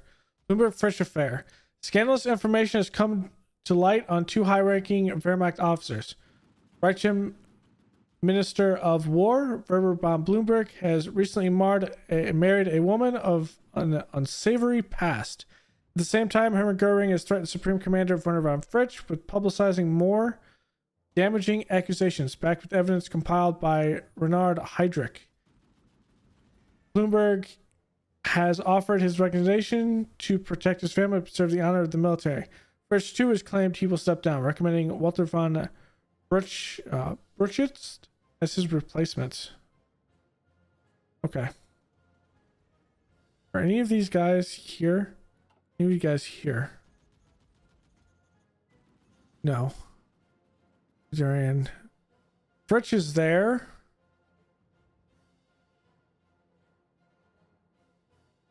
And that gives us this. After Hitler had revealed his expansionist and violent plans to his generals, he faced unexpected resistance, especially in the person of Werner von Blumberg, Minister of War, and Werner von Fritsch, Commander-in-Chief of the Army, and Konstantin von Neurath, Foreign Minister. Mr. Blumberg had married Margaretha, or Margaret, Brun on January 38 in a small circle. Hitler was the best man. Reports appeared which describe her as a former prostitute. Hitler seized his chance and wanted to get rid of Blumberg and asked him to annul the marriage. Blumberg refused and finally had to resign, dismissed with a golden handshake of 50,000 Reichsmarks. Hitler wanted to avoid further scandals at all costs, so the designated successor, Fritsch, was toppled by rumors of his alleged homosexuality. He was rehabilitated a short time later, but did not get his old position back. On 3 February 1938, Hitler demanded Fritzsch's resignation, and on the 5th of February, he announced in a cabinet meeting that the two generals, Blumberg and Fritsch, had resigned for health reasons. After the departure of the two officers, Hitler dissolved the Reich War Ministry and formed the High Command of the Wehrmacht, OKW, with Keitel as chief. He assumed the leadership of the Wehrmacht himself. He appointed General von Breuchitz as Commander-in-Chief of the Army, OKH, who was considered submissive and had already promised to bring an army closer to National Socialism. In the last cabinet meeting of the Third Reich on February the 5th, 38, Hitler also made public the replacement of the conservative foreign minister von Neurath by the von Ribbentrop, who had been loyal to him.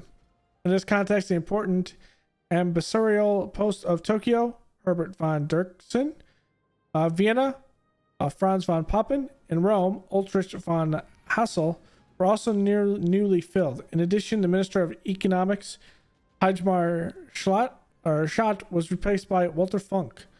On February 1938, the Volkswehr Baubacher published a list of all reshuffles under the banner headline "Strongest concentration of all forces in the hands of the supreme leader." Interesting. And I butchered the hell out of that, but hey, we're here for me not being able to do this because, well, I'm terrible. Okay, air advisor costs. Air chance accidents, maybe.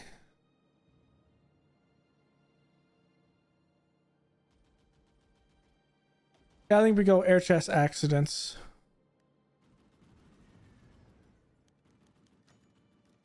True World Skies.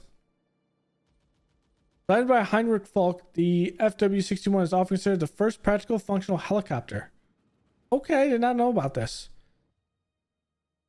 Today, it was demonstrated at the Deutschlandhalle Sports Stadium in Berlin.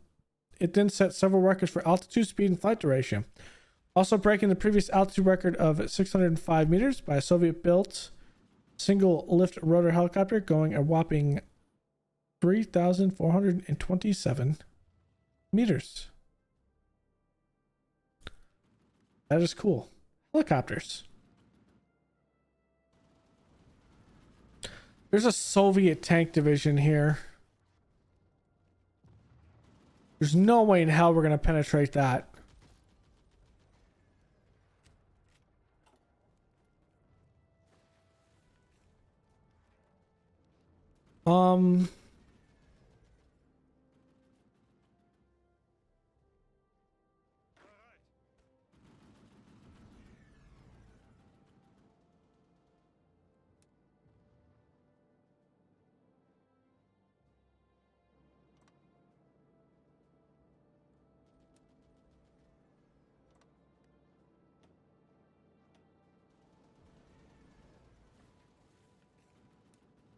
Yeah, I'm not getting to that Soviet tank line.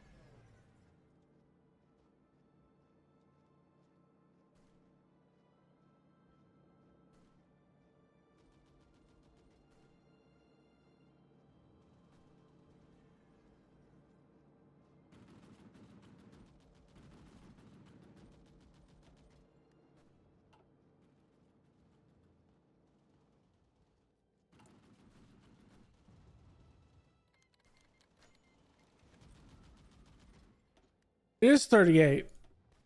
Is it time? It is. Onslaughts of Austria will be done after this. That is actually something I can go through. Christian Goering as economic minister. Walter,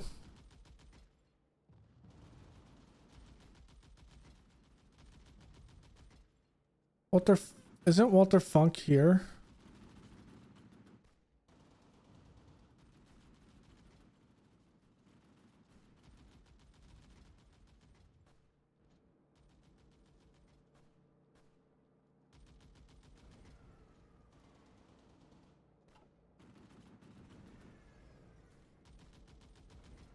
Not but Crump.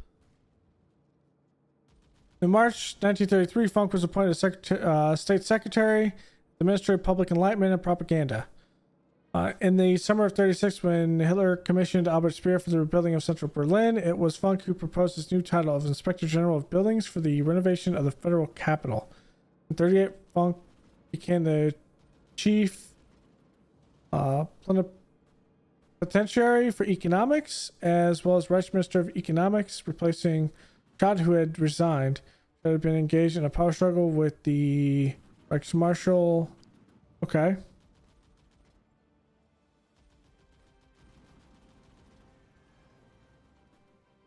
I mean, this is just straight build.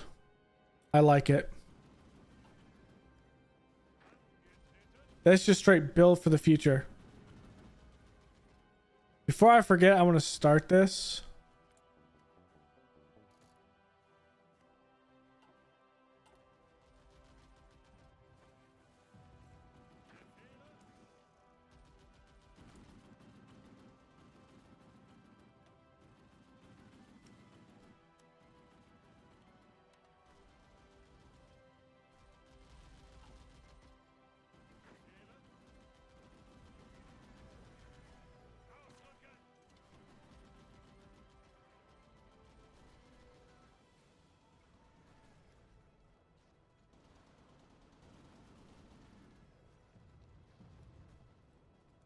Well, the partisan isn't an issue.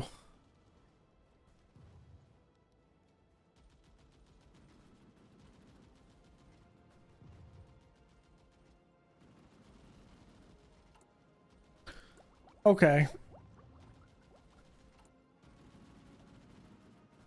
The issue mainly comes down to organization. So let's look at this from an organizational standpoint.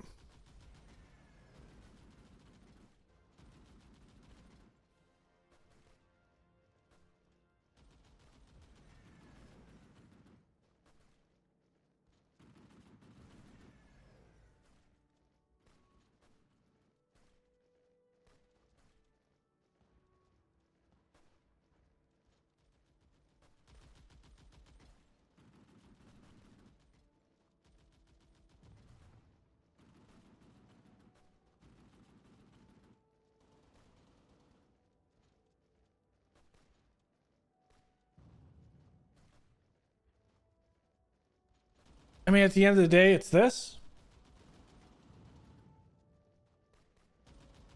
We just not have any.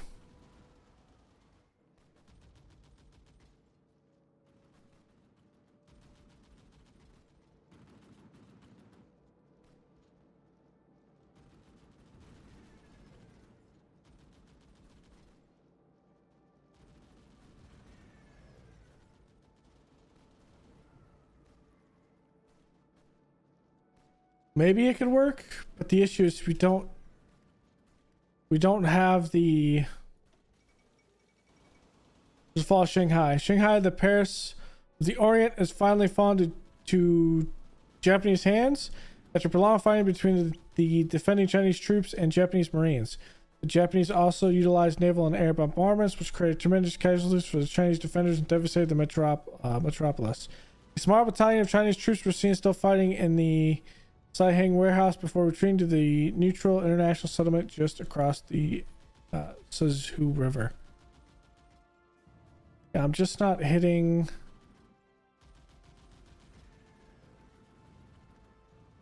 Terrain and night country. Maybe the terrain is the issue. I'm fighting on mountains. If I fight here, I probably have better.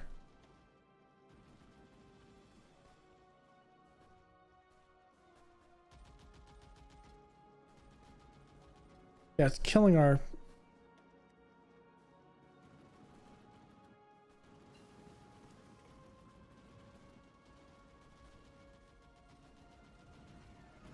Let's see if we get something if we take this down, if this will go down faster.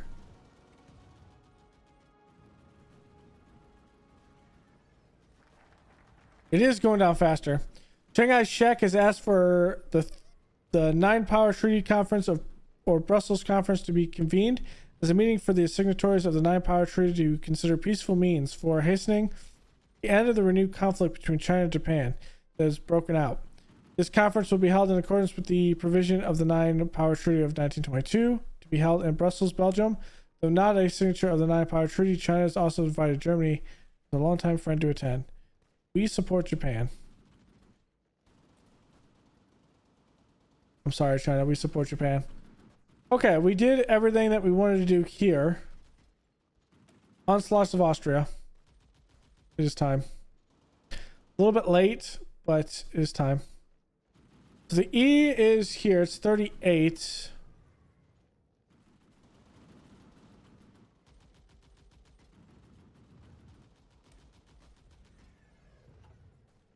I think if we get the medium bomber here.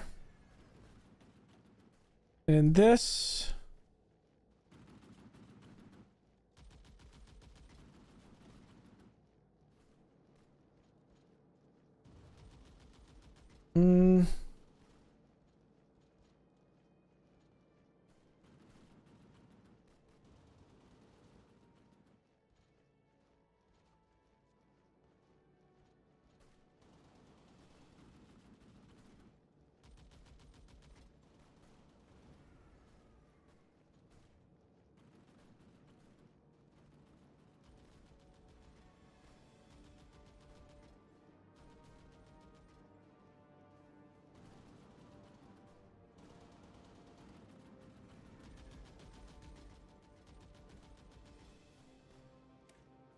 I think we do General Plastics.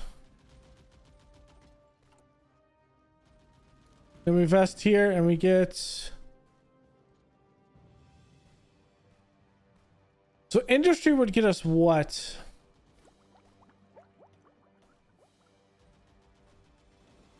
In here. Resource gets us here, which is probably better.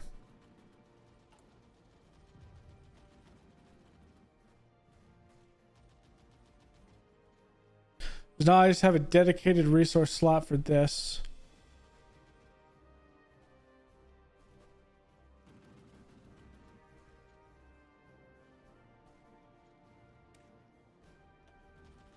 All right, let's get that out. That source. The D is out.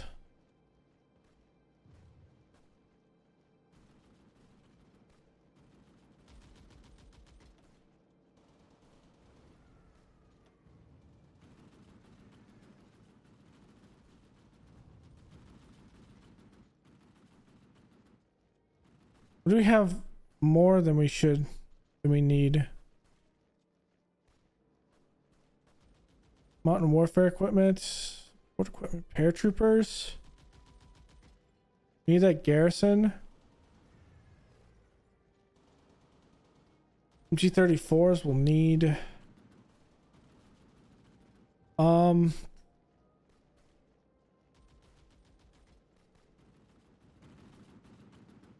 AT maybe?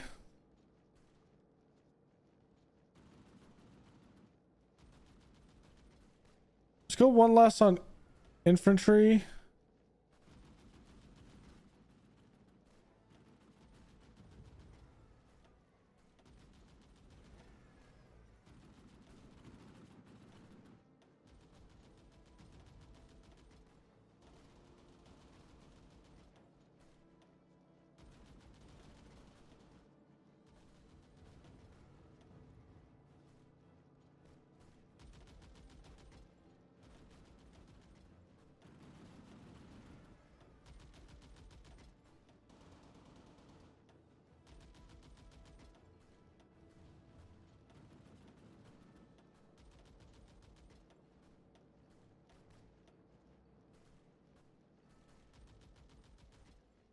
Making sure we're good.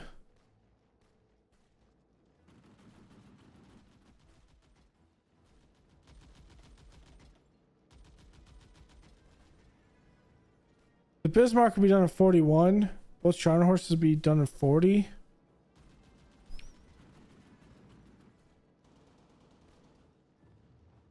I feel like maybe this is too much pack. How much is in one infantry unit? 24. Light tank here.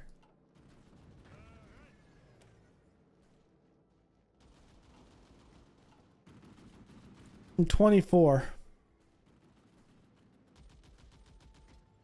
Making 2 a day.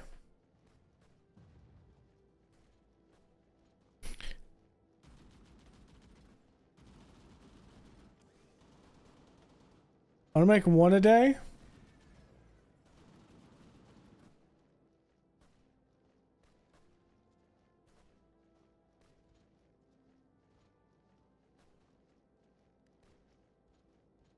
And I need the C's until we get that up.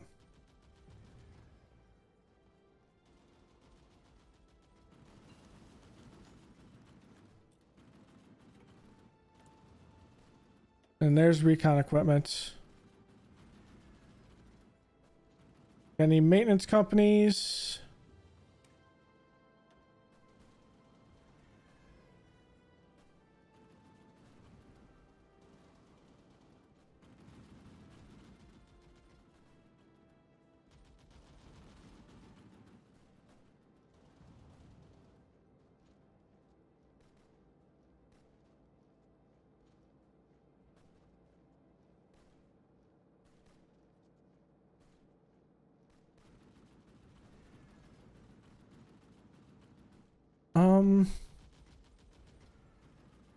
Opal with this.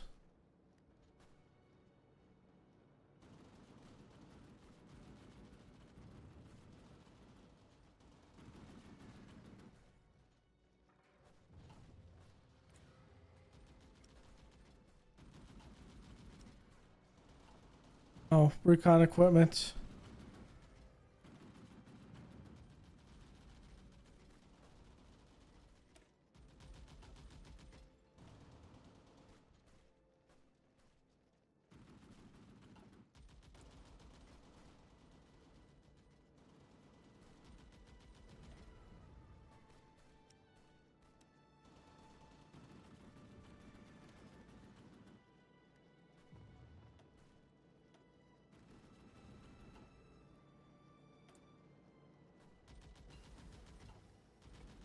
Okay, armored spearhead, and then I think that we will end it from there.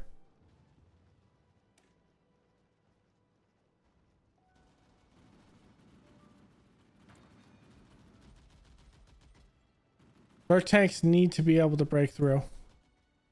Because right now, what are they at? 11?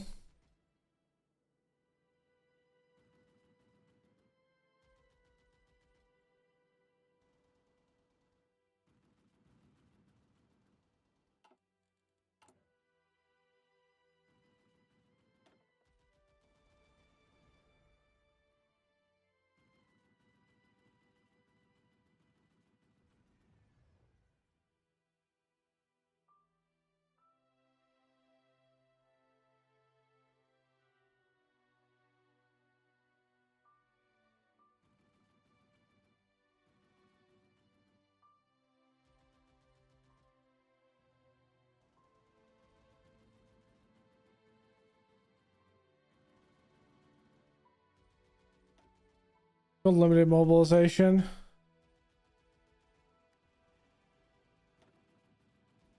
And we will do elite standards, which will give our divisions even more.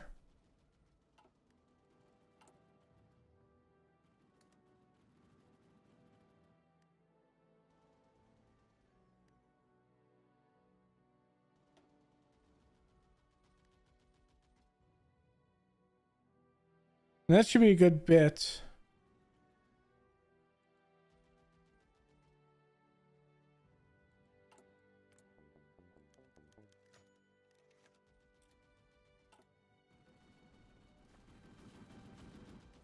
Mobilization should give us much more of the other standing army. Then we'll have the other organization once we go to war after Poland.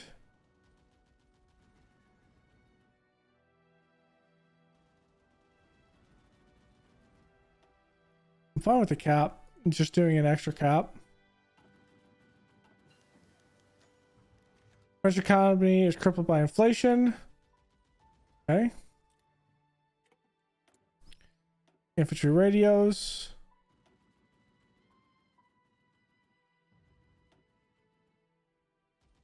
So yeah, what's the last thing we're gonna queue up here?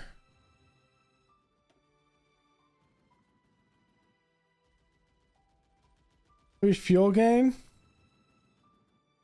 However,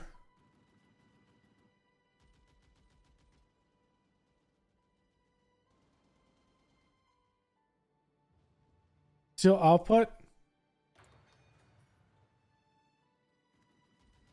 This is done in 2 days. Okay, Bulgaria is asking for a bunch of carabiners. Which rearmed themselves and requested our support. The Bulgarians say that the British have allowed them to rearm freely, citing the instability of the region. Is a reasoning. Now the Bulgarians request that we send them a few thousand guns to help them rearm. Agreeing would help develop a relationship with the Bulgarians, but they could easily stab us in the back. And here we go. You can have that. There's interwar diesel engines. I think we do improved tank armor.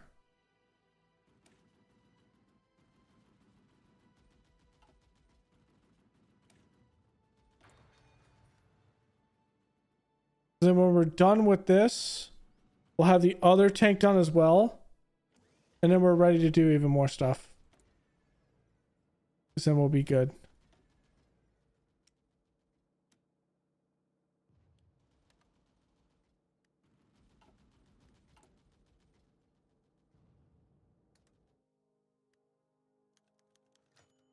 Hughes Division was an elite formation of the German Wehrmacht during World War II. And is remembered for its involvement in multiple large-scale war crimes. It is created on the 9th of April, 1938 in Garmisch, Parkkirchen from the Mountain Brigade, which itself was formed. The division consisted mainly of Bavarians and some Austrians.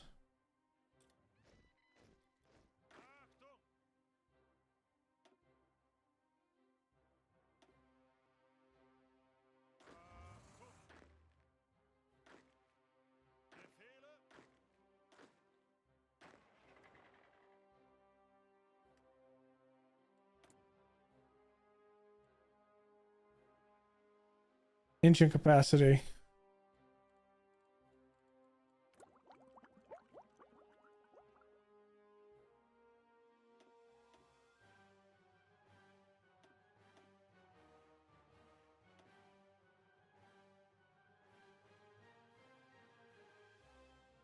No, I just need to build their engine factory.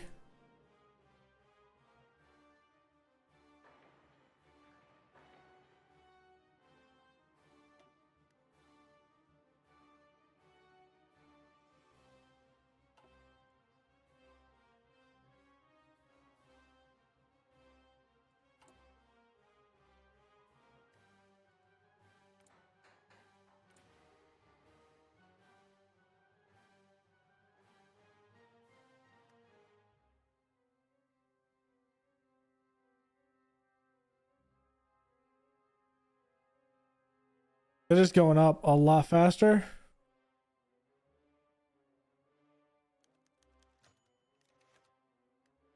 Well, it's a matter of harmonizing industrial policy between our nations. Nice.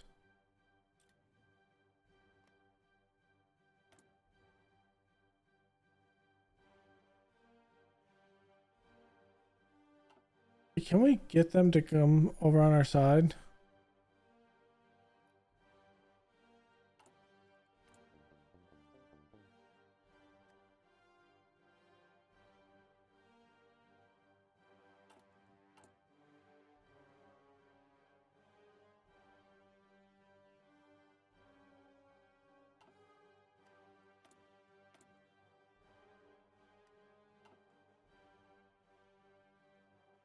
I might do that because we need to grab Italy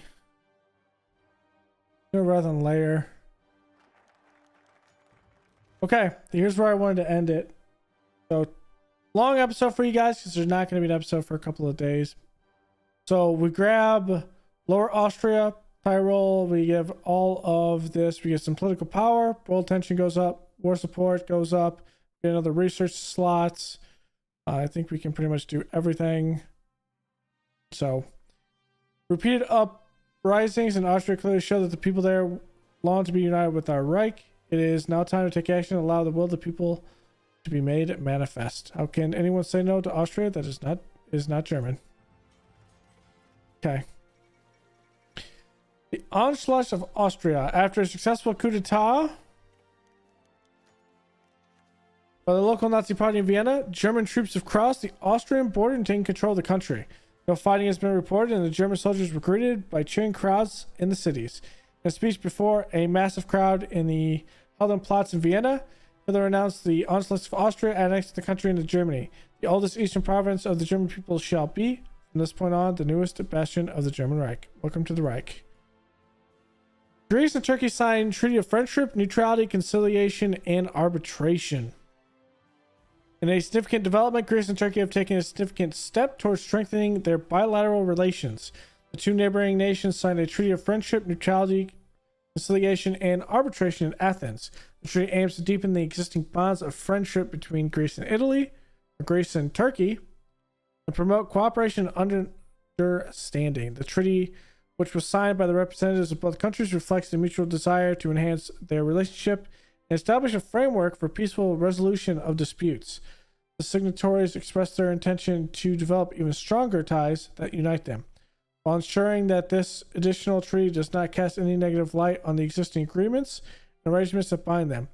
The primary objectives of the treaty include fostering friendship, maintaining neutrality, promoting conciliation, and providing a mechanism for arbitration in case of disagreements by emphasizing peaceful means of conflict resolution.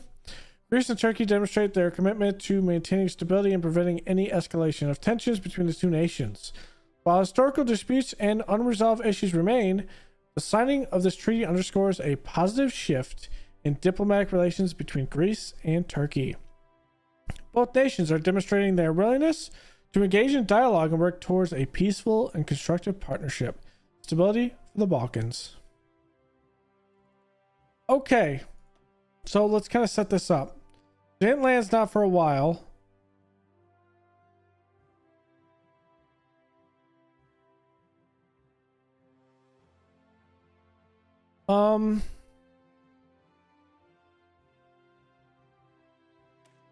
Let's grab this armor.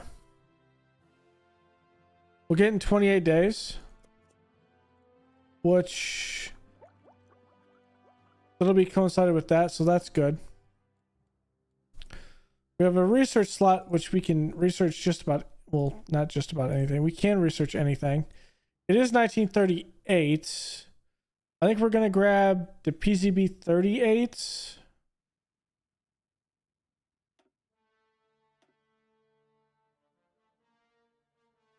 Yeah, give me the PZB 38s. The German anti-tank rifle development started in 1917 with the Mauser 1918 T. Gewehr being the world's first anti-tank rifle. Development for the anti-tank rifles resumed with the German rearmament efforts in the 1930s. In 1939, the designer B. Brunner Guslav Werk came up with a Panzerbusch 38 or PPZ 38. The 38 was manually loaded single-shot weapon with a recoiling barrel.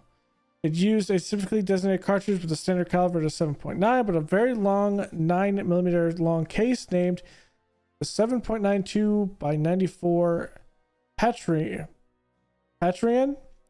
When fired, the barrel recoiled about 9 centimeters, which opened the breech and ejected the spent cartridge casing. The breech block was then arrested to the rear position, remaining open for the gunner to manually insert a new cartridge. The gunner then released the cocked breech with a lever at the grip. The breech and barrel would then move forward again, and the trigger was cocked in preparation to fire. This rather complicated mechanism was reportedly prone to jamming as the system got dirty in field use. Although manufactured with pressed steel parts that were spot welded, because of the complicated vertical breech block mechanism, it was difficult to manufacture. Only a small number of 1,400 rifles were built between 39 and 40 at the Gustav Werk plant. Okay.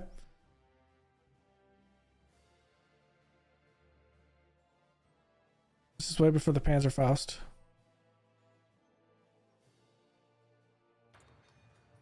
Whoops.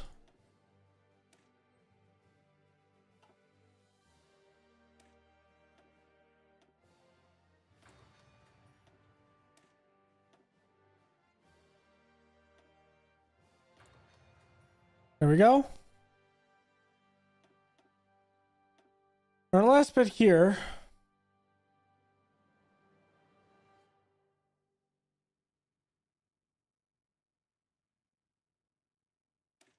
With advanced armor. Wow. Okay.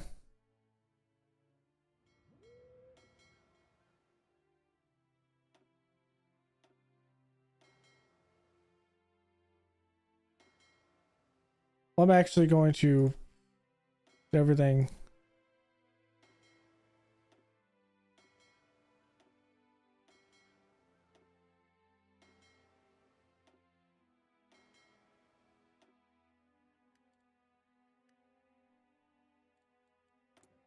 We should get that now fairly quickly. Am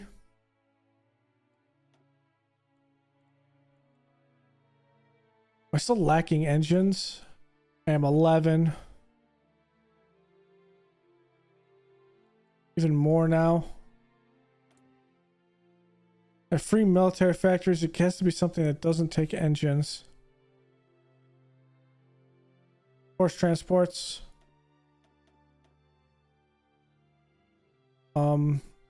Blesses, those take engines. What about radios? How close are we to get radios in? I'm actually decently far away from that. Let's add 5 more to radios.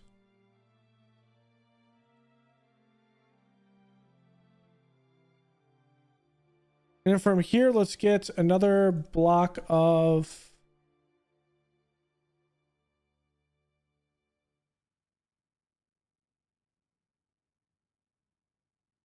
Panzer C's out.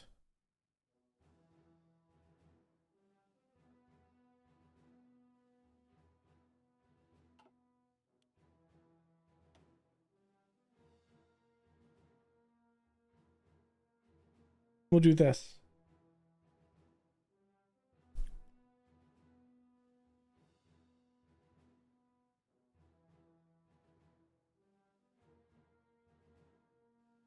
We're probably got 6 fighters a week.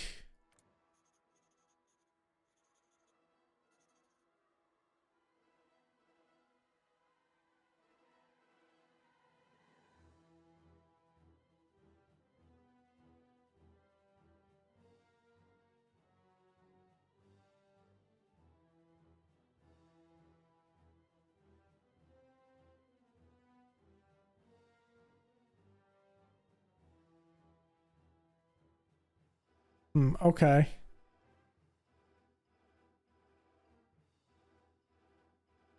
Heavy artillery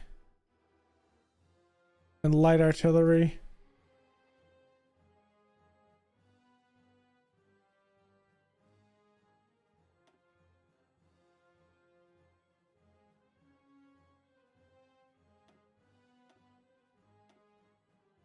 Add that to 2. This research slot, we're not going to use it. We're not worried about it. Okay, we have this.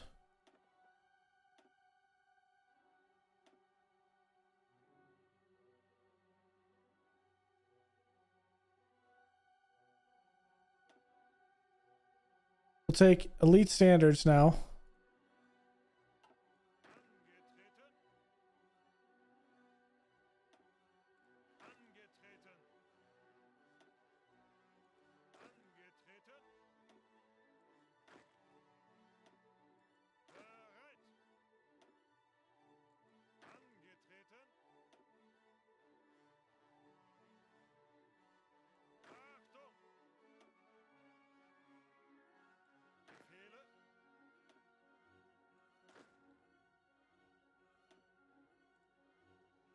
But the Maginot Line is good. Forming those divisions next episode. And I think from here we are ready to end this one. Actually, let's make sure we don't leave it in a position to where we're kind of messed up.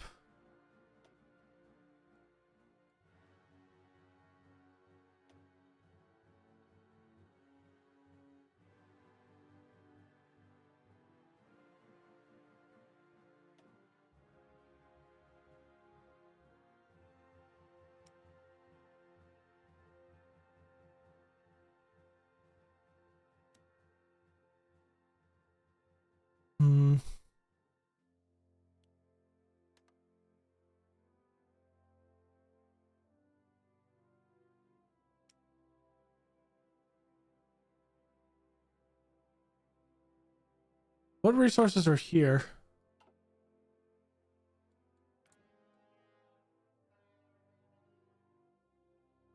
Some oil. We might develop the oil fields down here.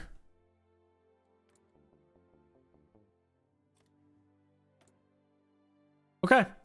So that'll be it for this episode. Thanks for hanging out.